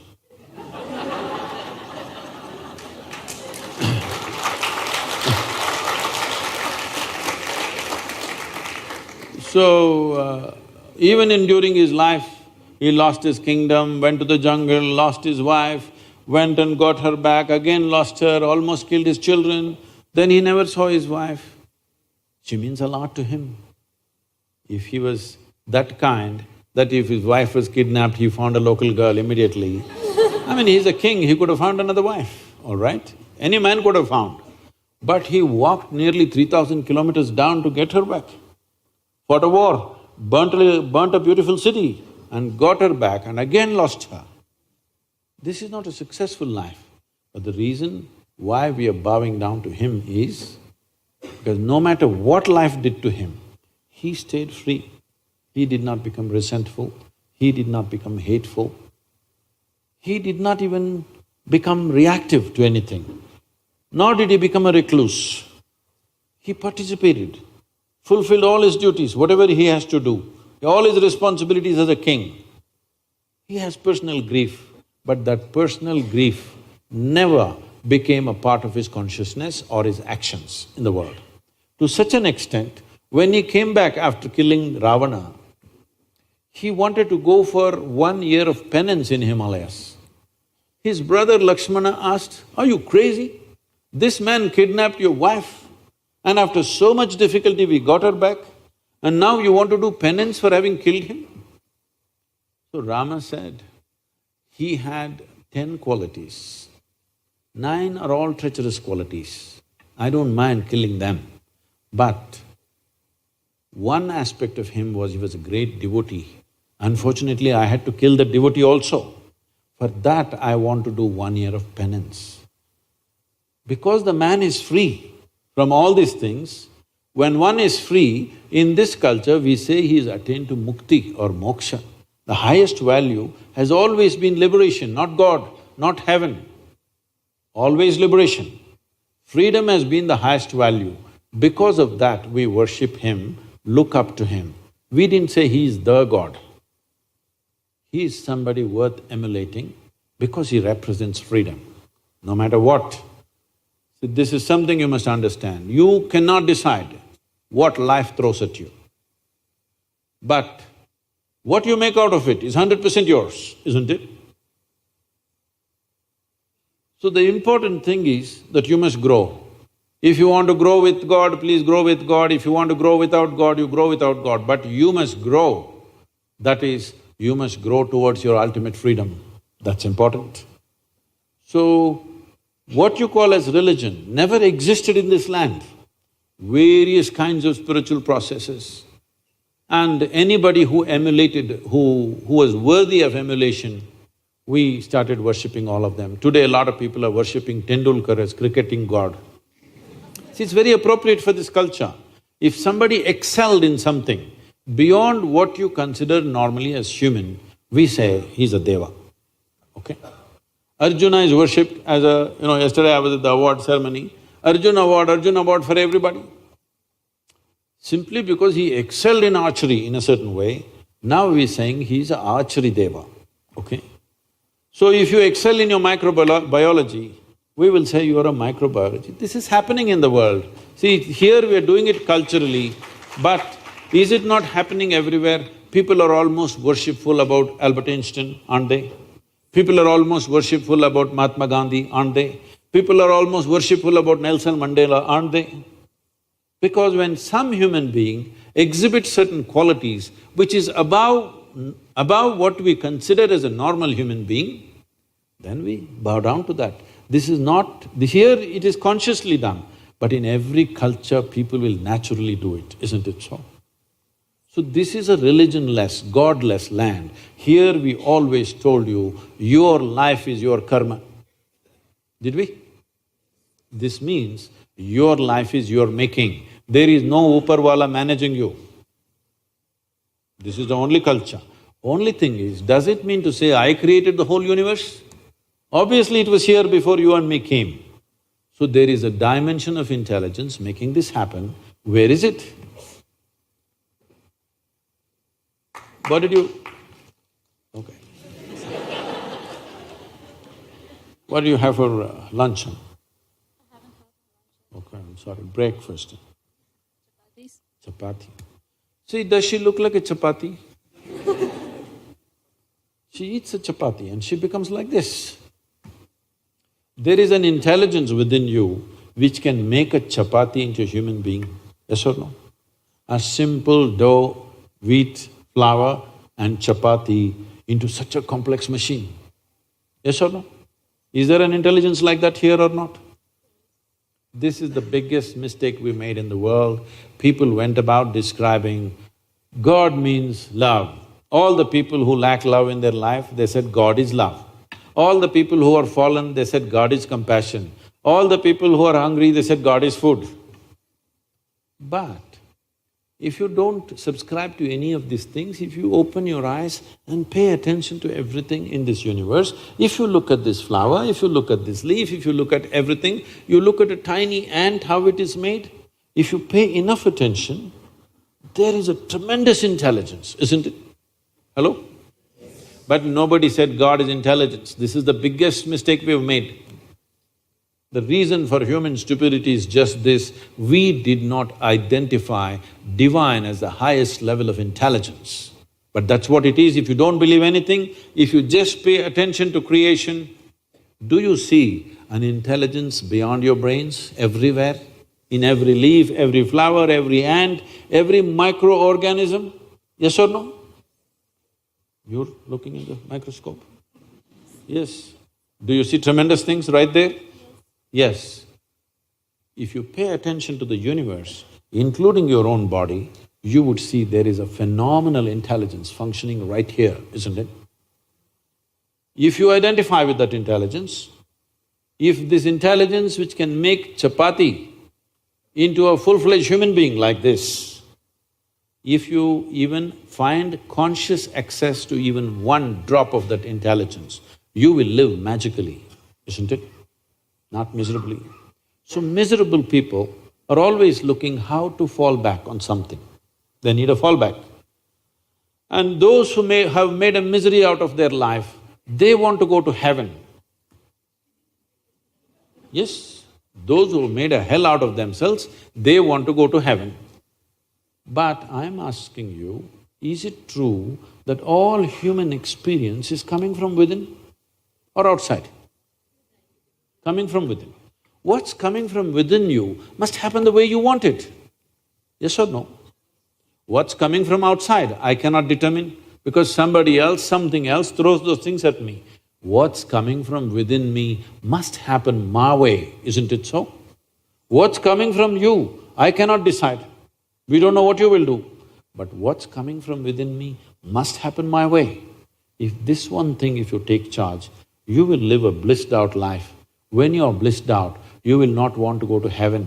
Only those who have made a hell out of themselves want to go to heaven. So religion has come out of these belief systems simply because of the ignorance of how life is made. So the entire movement is to move people from religion to responsibility. This does not mean we want to destroy some religion, no.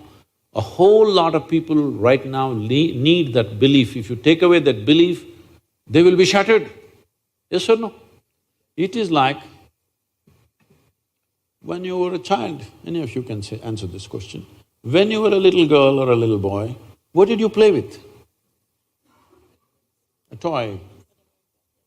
No. Do you remember any one important thing? Usually in the West, it's all teddy bear or something like this. You had a teddy bear? You had a teddy bear. Yes. When you had the teddy bear and hugged it and walked around, it meant a world to you, isn't it?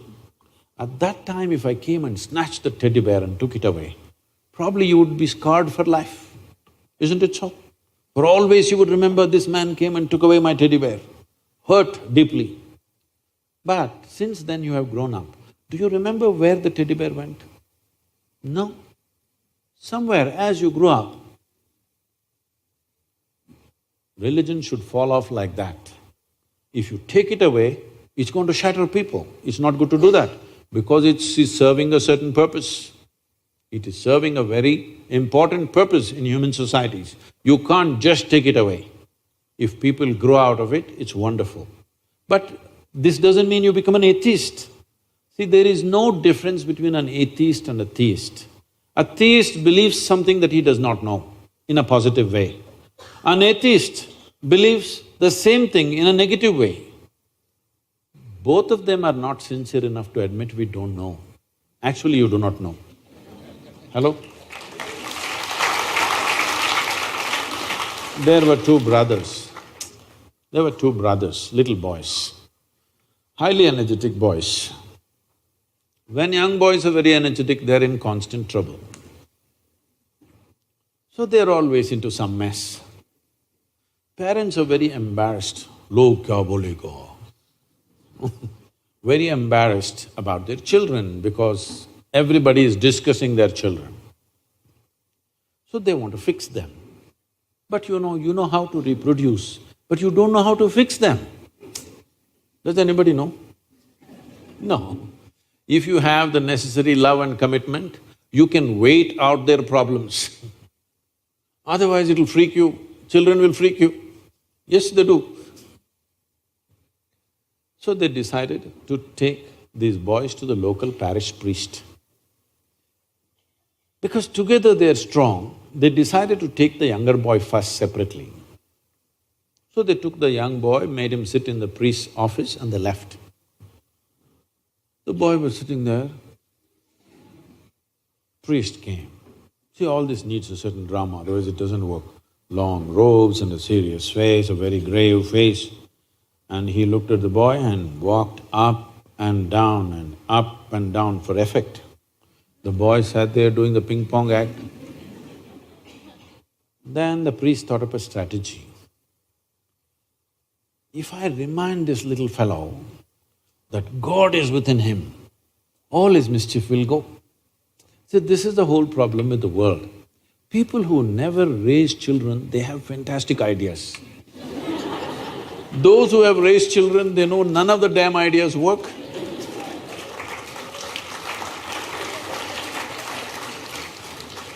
So, he thought up this strategy and suddenly with a booming voice he asked, "Where is God?"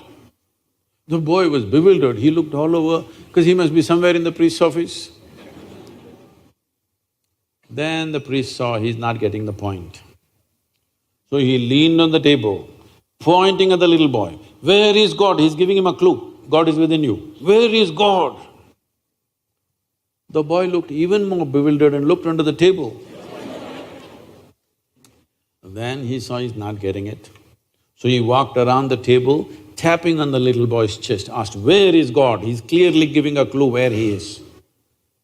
The boy just got up and bolted out of the room, ran to the place where his elder brother was. He said, "We are in some deep trouble." The elder brother asked, "Why, what happened?" He said, "They've lost their God and they think we did it."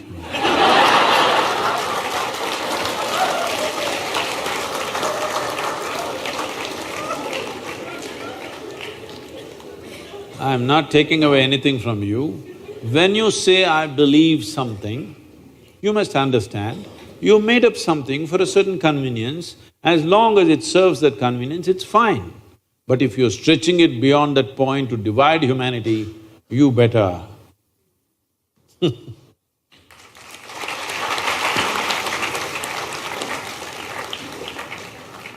Thank you so much, Sadhguru.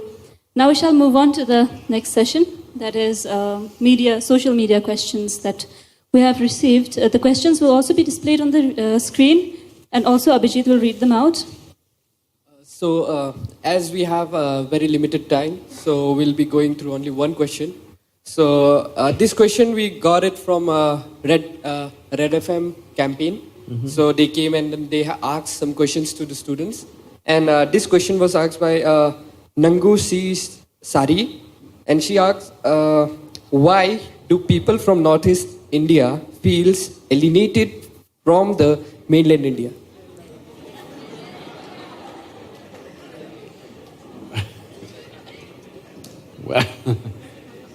Well, as I told you earlier, it was a well-intentioned plan which went bad. Intention was not to disturb the tribal culture, not to disturb the nature, but somewhere after 20 years when we saw people are aspiring for something else, we should have changed the plan. But in India, changing plan takes a long time. So now it's changing. I think you will not feel alienated. In another 5 years, you will not feel alienated, you will feel invaded by all kinds of people. Once the highways are laid all over, railways are laid all over, so you will not be complaining, you will be reverse complaining. But stop calling India mainland India, please. Thank you. Thank you so much, Sadhguru. Thank you, Sadhguru. It was wonderful interacting with you. We now open the floor to the audience. Audience, anyone who has question to Sadhguru can now ask question to him. सदगुरु को मेरा नमन। नमस्कार। सदगुरु, ये मेरा प्रश्न नहीं, अभी तो एक जिज्ञासा है। This is not a question but a curiosity. Okay, I think you all can hear me.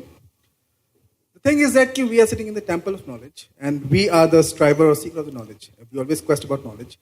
But the question here is, how much knowledge should we attain? I mean, knowledge is not sufficient, whatever quantity that we attain, but more important than attaining the knowledge should be understanding and then the implementation of knowledge.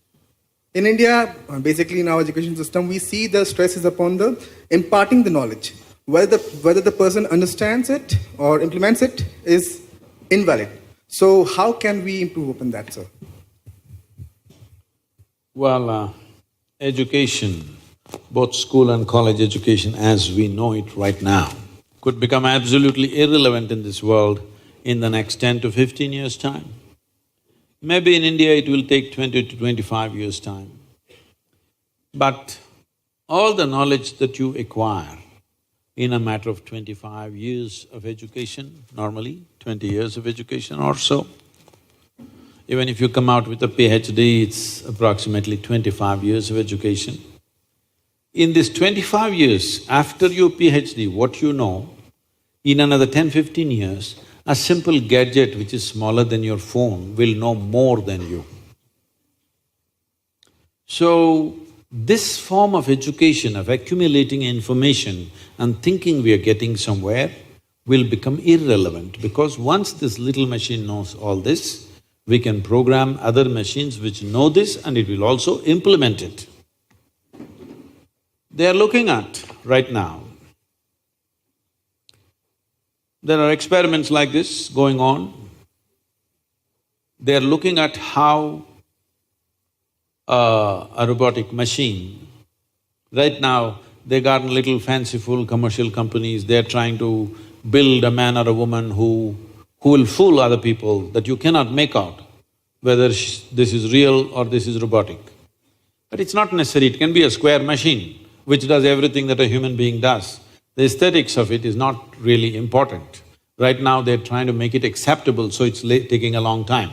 But if you just make it like this furniture, which does everything that a human being does, now they're looking at how a machine could engineer a whole building and order other 10 machines to build the whole building without a single human being. These experiments are already on and they're quite successful. The Honda company chairperson has promised by 2050, he will have a robotic football team which will win the World Cup football. Everything that the best players in the world know about football, they will program it into that machine. That machine will move better than any football player, kick the ball whichever way you want, everything. So, the way we are valuing information right now, if I know something, information that you do not know, suddenly I am superior to you. This is how our whole thing about… there was a time when everybody was illiterate. There was one man in the village who could read a book. People would sit there gaping at him because he can read from a paper. He's saying so many things from a paper. People sat there gaping. I've seen such situations. People can't believe all this is there in this book. So just reading a book, people acted divine. People who can read a book, they're acting like they're agents of God, aren't they, all over the world? Hello? Just because they can read a book. So now it's becoming irrelevant because everybody can read. Similarly, when the machines can remember… see, this process of acquiring information, analyzing and applying, this a machine can do better than you. The Google lady knows much more than any of you. Yes or no? Yes. Ask her anything without batting an eyelid, she'll say. Yes? Not even taking 2 seconds to answer, just like that. And she is nothing. What is now happening, in the next 10 years what will happen is such, one cell phone-like machine can store information about everything in the universe if you wish, and can act, can process and act. Not just you have to look for it, it can process and act looking at the situation as you can act. So this dimension of education, of gathering information, analyzing and applying, this will become meaningless in a short period of time. Well, it's a strange thing that people have been inviting me in the last 1.5, 2 years to speak in all kinds of artificial intelligence conferences. When initially they called me, I said, why me? I'm not an artificial intelligence, I'm a natural intelligence. Why do you think I'm a robotic person or something? They said, no, the problem is we will lose our jobs, what are we supposed to do? I said, that means it's a holiday. Isn't it fantastic? Hello? The machine does everything, isn't it fantastic? Right now, just look back and see, 100 years ago, everybody was doing everything with a crowbar and a pickaxe. Now I see earth mover machines are operating. Now even the menial labor, if you withdraw the machine and say, use the crowbar, he says, no, I won't do it, ask the machine to do. Yes or no? Human muscle, what all it could do, a man's muscle, now is irrelevant because the machine can do what 1,000 men can do, it can do alone by itself. Similarly, what these 1,000 minds can do, intellects can do, if one machine can do, is it not a great relief? Hello? Is not fantastic? It is. So, but people are worried, what will we do?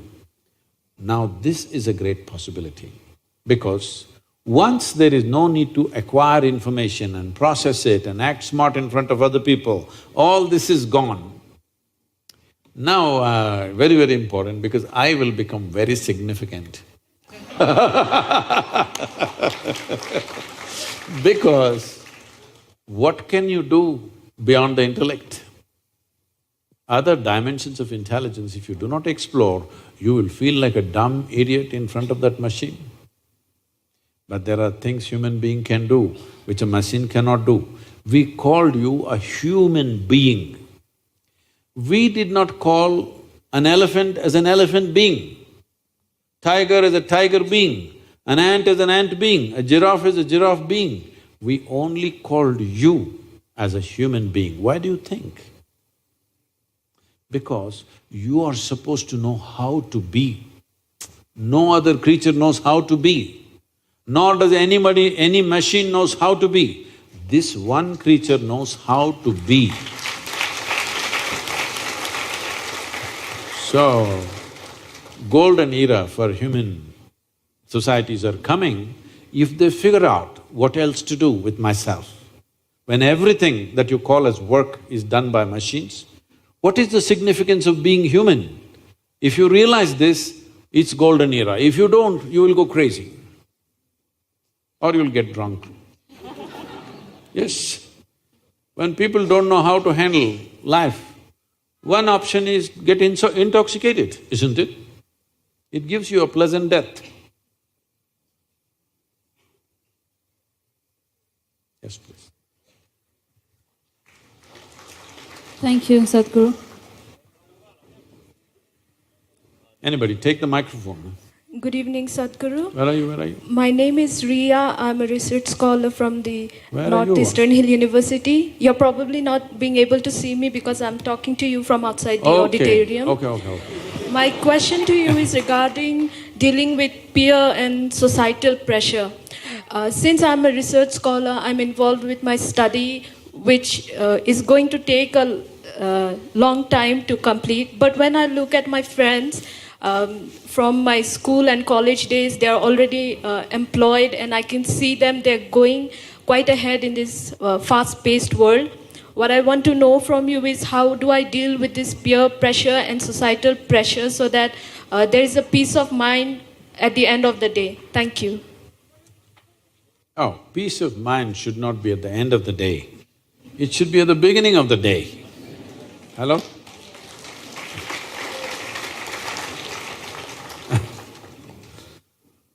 Well, I was supposed to speak. Ria, we cannot see you, I'm not even able to see the screen. Is she on the screen? No. I was to speak in Tel Aviv. I flew out of Atlanta in United States. I'm supposed to land there mid-afternoon and speak at 6:30 in the evening. Due to some delays in flight, I ended up there at 6 in the evening. I landed at 6. 6:30 is my talk. I have a problem because in this 36 years, I have not been late to a single event yet. So today I don't want to lose my reputation, so I quickly change in the airport and rushing. I'm traveling an American airline, so there is nothing edible on the plane. So I'm super hungry, famished. But there's no time to even grab something. So I just rushed. And when I went to the venue, this doesn't happen to me at all, but on that day, the venue is a fine restaurant. I'm speaking in a very fine restaurant. That's where the meeting is. I thought, this is a fantastic place to come to when you're so hungry. Then people have already gathered and people are coming in, some people are greeting me. One man comes to me and says, "Shalom." I ask him, what does it mean? He says, "This is the highest way of greeting." I said, "Well, that's your opinion. What does it mean?" He said, "No, this is really the highest way of greeting." All right, what does the word mean? He said, "It means peace." I said, why is peace the highest way of greeting unless you're born in Middle East? In South India, if you come up in the morning and say, "Peace," I'll say, "What's wrong with you today?" True with Northeast also, isn't it? Somebody comes and says, "Peace." Say, "Are you nut? Nutcase or something, what's the matter with you?" But in Middle East, peace is the highest level of greeting, because all the time people have been clashing for so long, they have forgotten what is peace. Somebody has to come and greet you, peace. So, peace is not at the end of the day. It should be at the very beginning of the day, because can you enjoy your breakfast in the morning if you're not peaceful? You need not be ecstatic. At least you must be peaceful to enjoy the breakfast, isn't it? Can you enjoy a walk along the street if you're not peaceful? Hello? Can you enjoy the company of a few people that you know in your life if you're not even peaceful? You may not be in love with them, but at least if you're peaceful, you enjoy somebody's company, isn't it? So peace is not the final thing in your life. Those people who think peace is the highest value, such people will only rest in peace.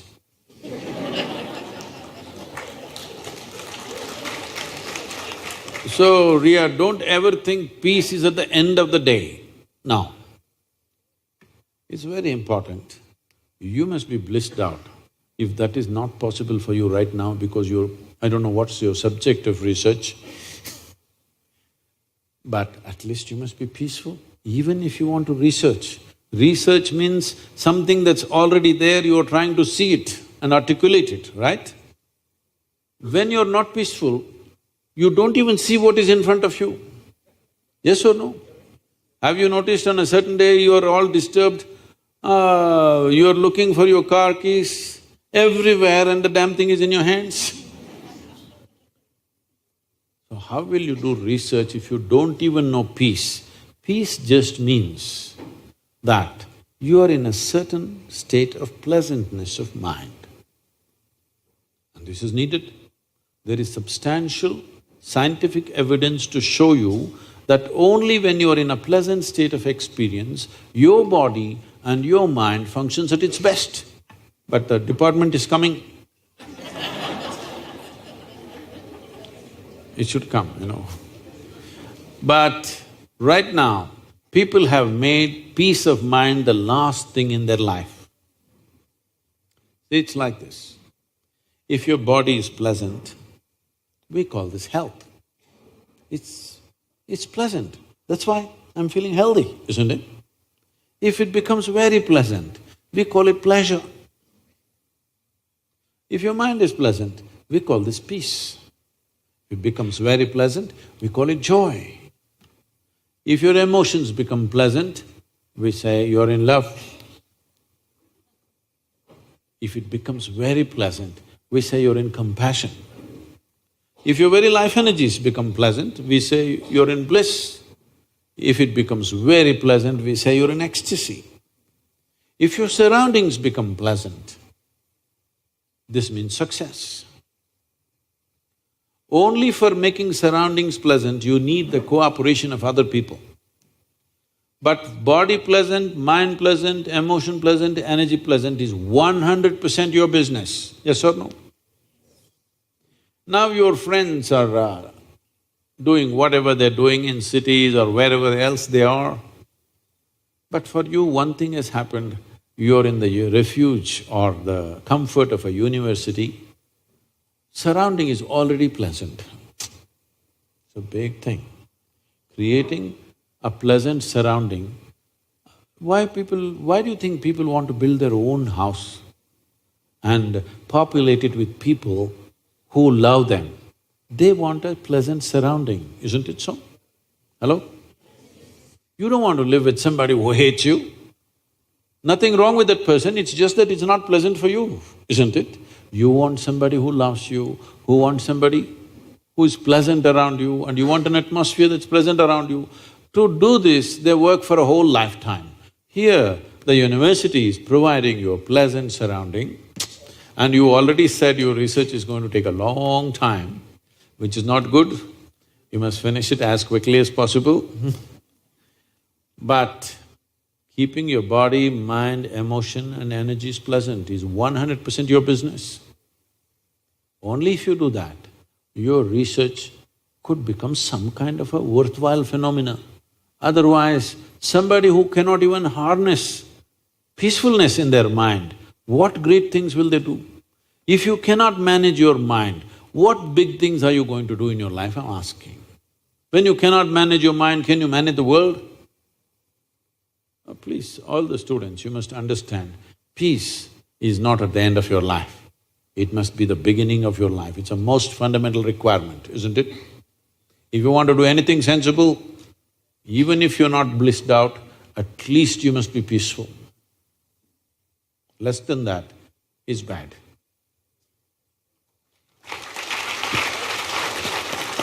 Good afternoon, Namaskaram, Sadhguru. Sadhguru. Good evening, Sadhguru. Where My are- name is… Where are Okay, you? there's just an announcement. My name is… This will be the last question. We're so sorry, we are running out of time. So this one will be the last question. Namaskaram. Good evening, Sadhguru. My name is Nit. Okay, the last two questions. Yes, please, yourself. Please go ahead with your question. My question for you today is, as you just said that… Can you hold the microphone like this? Yes. You know, like this, you seen Lady Gaga? Like that, yeah. So, you just said that we humans should use our organs wisely so that they last us for a lifetime. But on the other hand, we are seeing that today's youth are more inclined towards drinking, weed and smoking. So how do you think should we raise the consciousness towards them, or how can an individual like me can help at least one or two to realize that these things are not good for health? One or two, make up your mind, huh? Two, sir.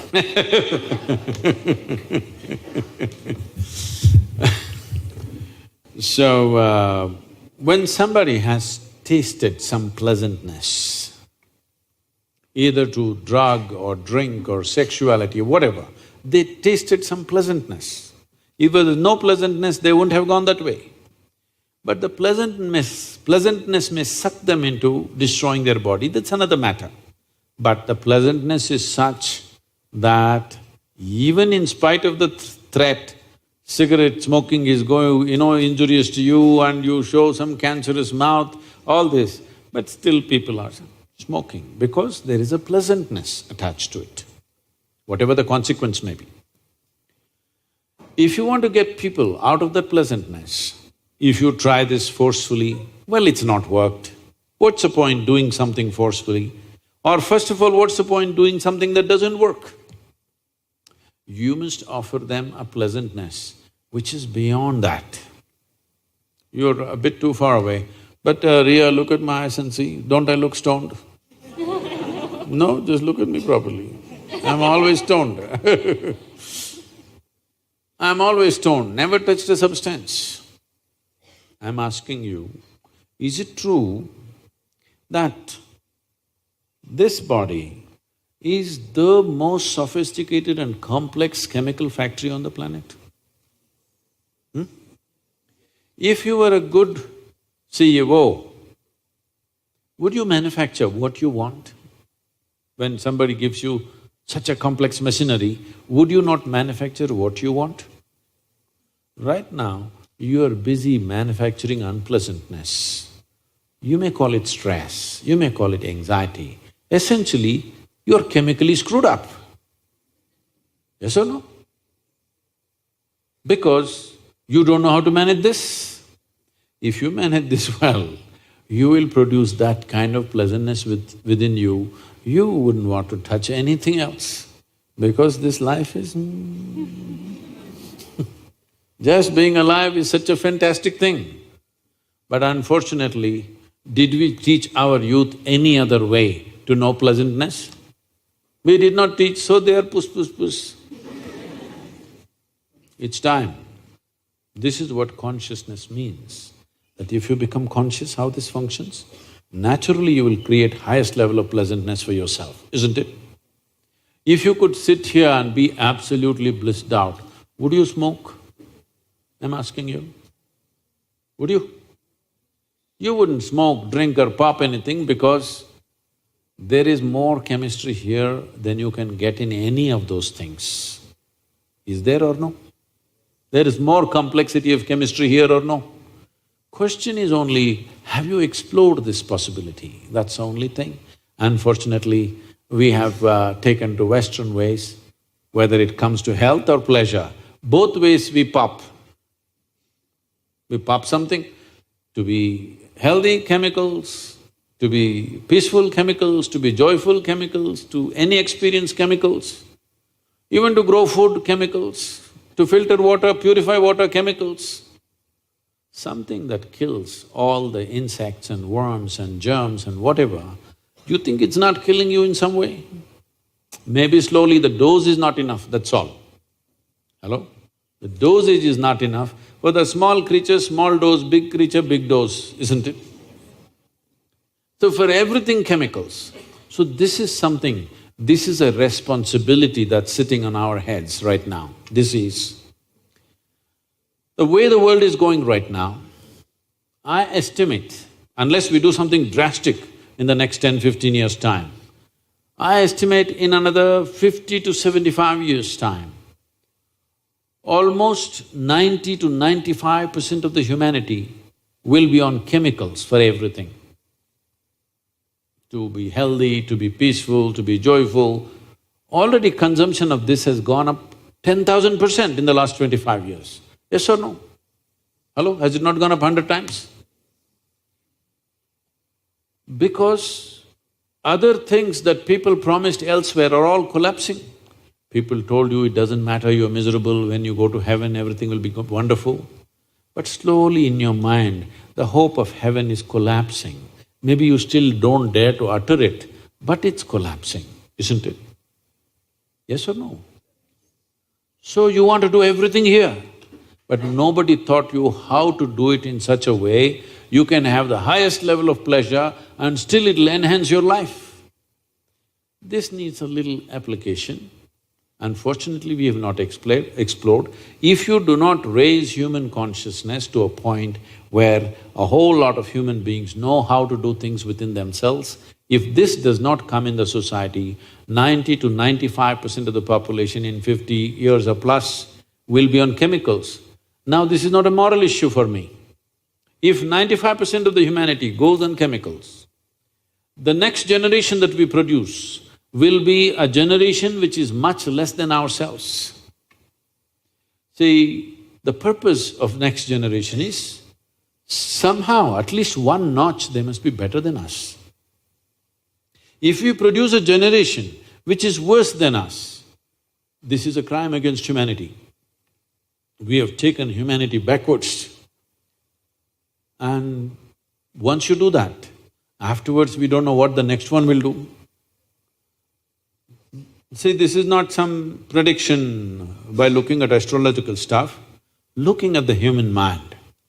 When all these machines come, when this chemical usage goes out of control, you should not be surprised in another 60 to 75 years' time, if a huge percentage of population is committing suicide. You should not be surprised at all, because a human being doesn't need just pleasure, he needs a purpose.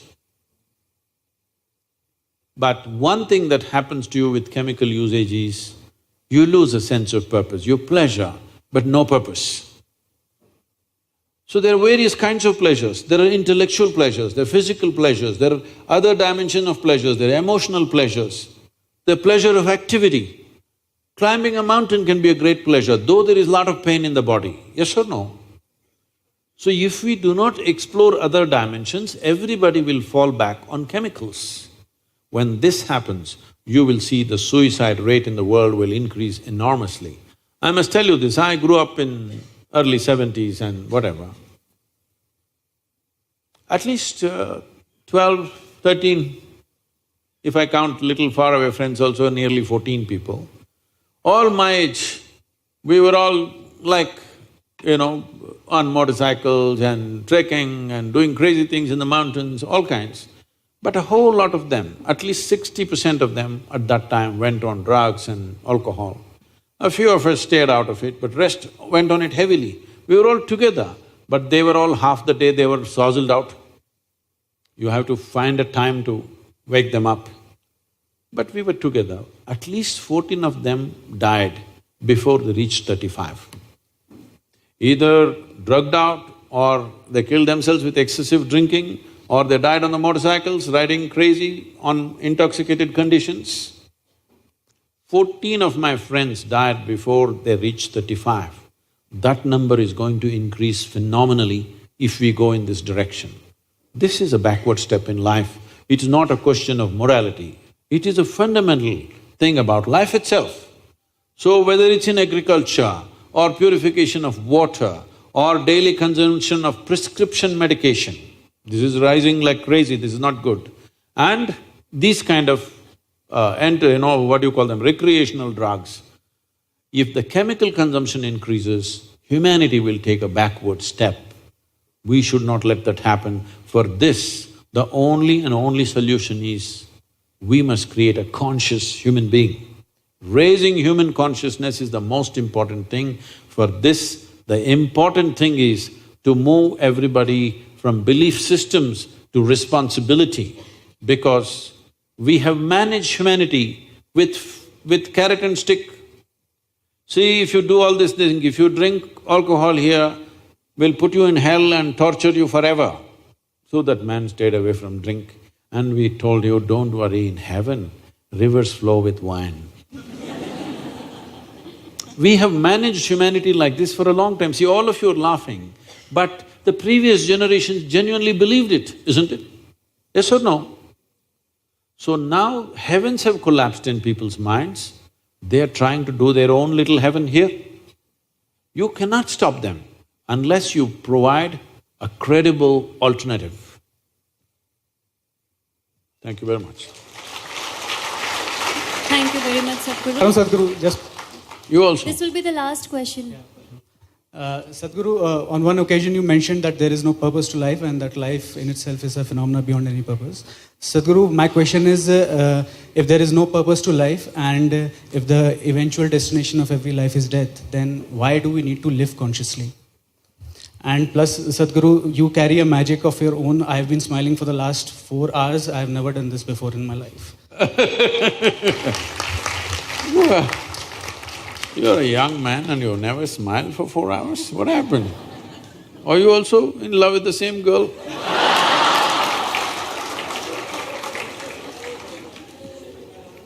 Because the girl doesn't know, poor girl, all right? Now, see, suppose you sit here right now and you're ecstatic. Would you ask, what is the purpose of life?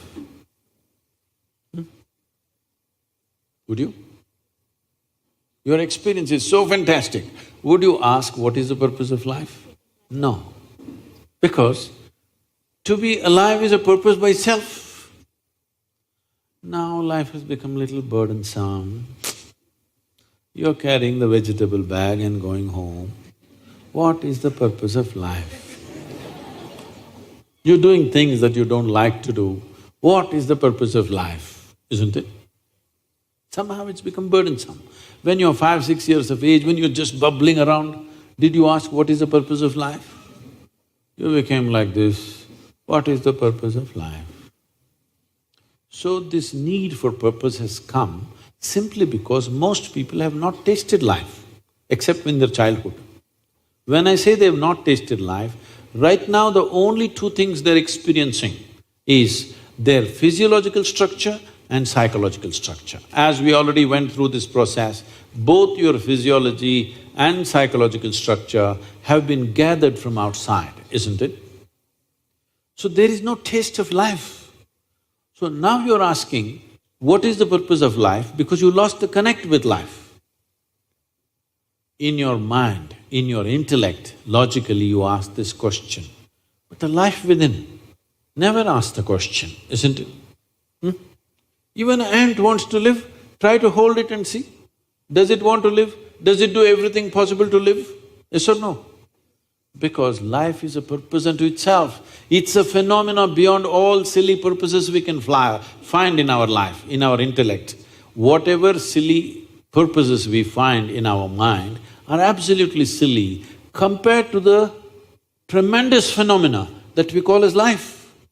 But right now, you are just a bundle of thought, emotion, ideas, opinions, ideologies, belief systems and prejudices. No life. Life is not happening, only thought is happening, isn't it? Hello? Because of that, you are asking what is the purpose of life. And you said that, and now you're saying, what is the point? Eventually I will die. So what do you want to do? You want to die today? No, it will come. If this question becomes very deep, then the next question is to be or not to be. Once the question comes, we just have to provide you with 2 meters of rope, that's all, and little encouragement. That girl has to disappoint you.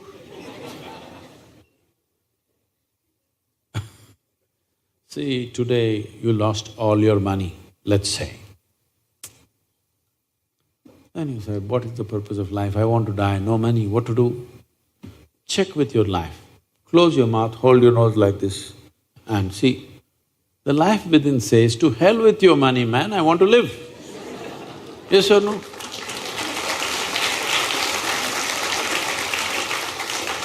This girl, she left and went away, she finished her program, she doesn't know, she went home. My love, gone. What is the point of living? I want to die. Just hold. Just to hell with her, let's live. Yes or no? Whenever you think the purpose of life is lost, just hold your nose for 2 minutes. You will know this one wants to live. Yes or no? So, life does not need a purpose because it's a phenomena beyond all invented purposes that human beings make up. Thank you very much. Thank you, Sadhguru. Extend our heartfelt gratitude to everybody who has been present here.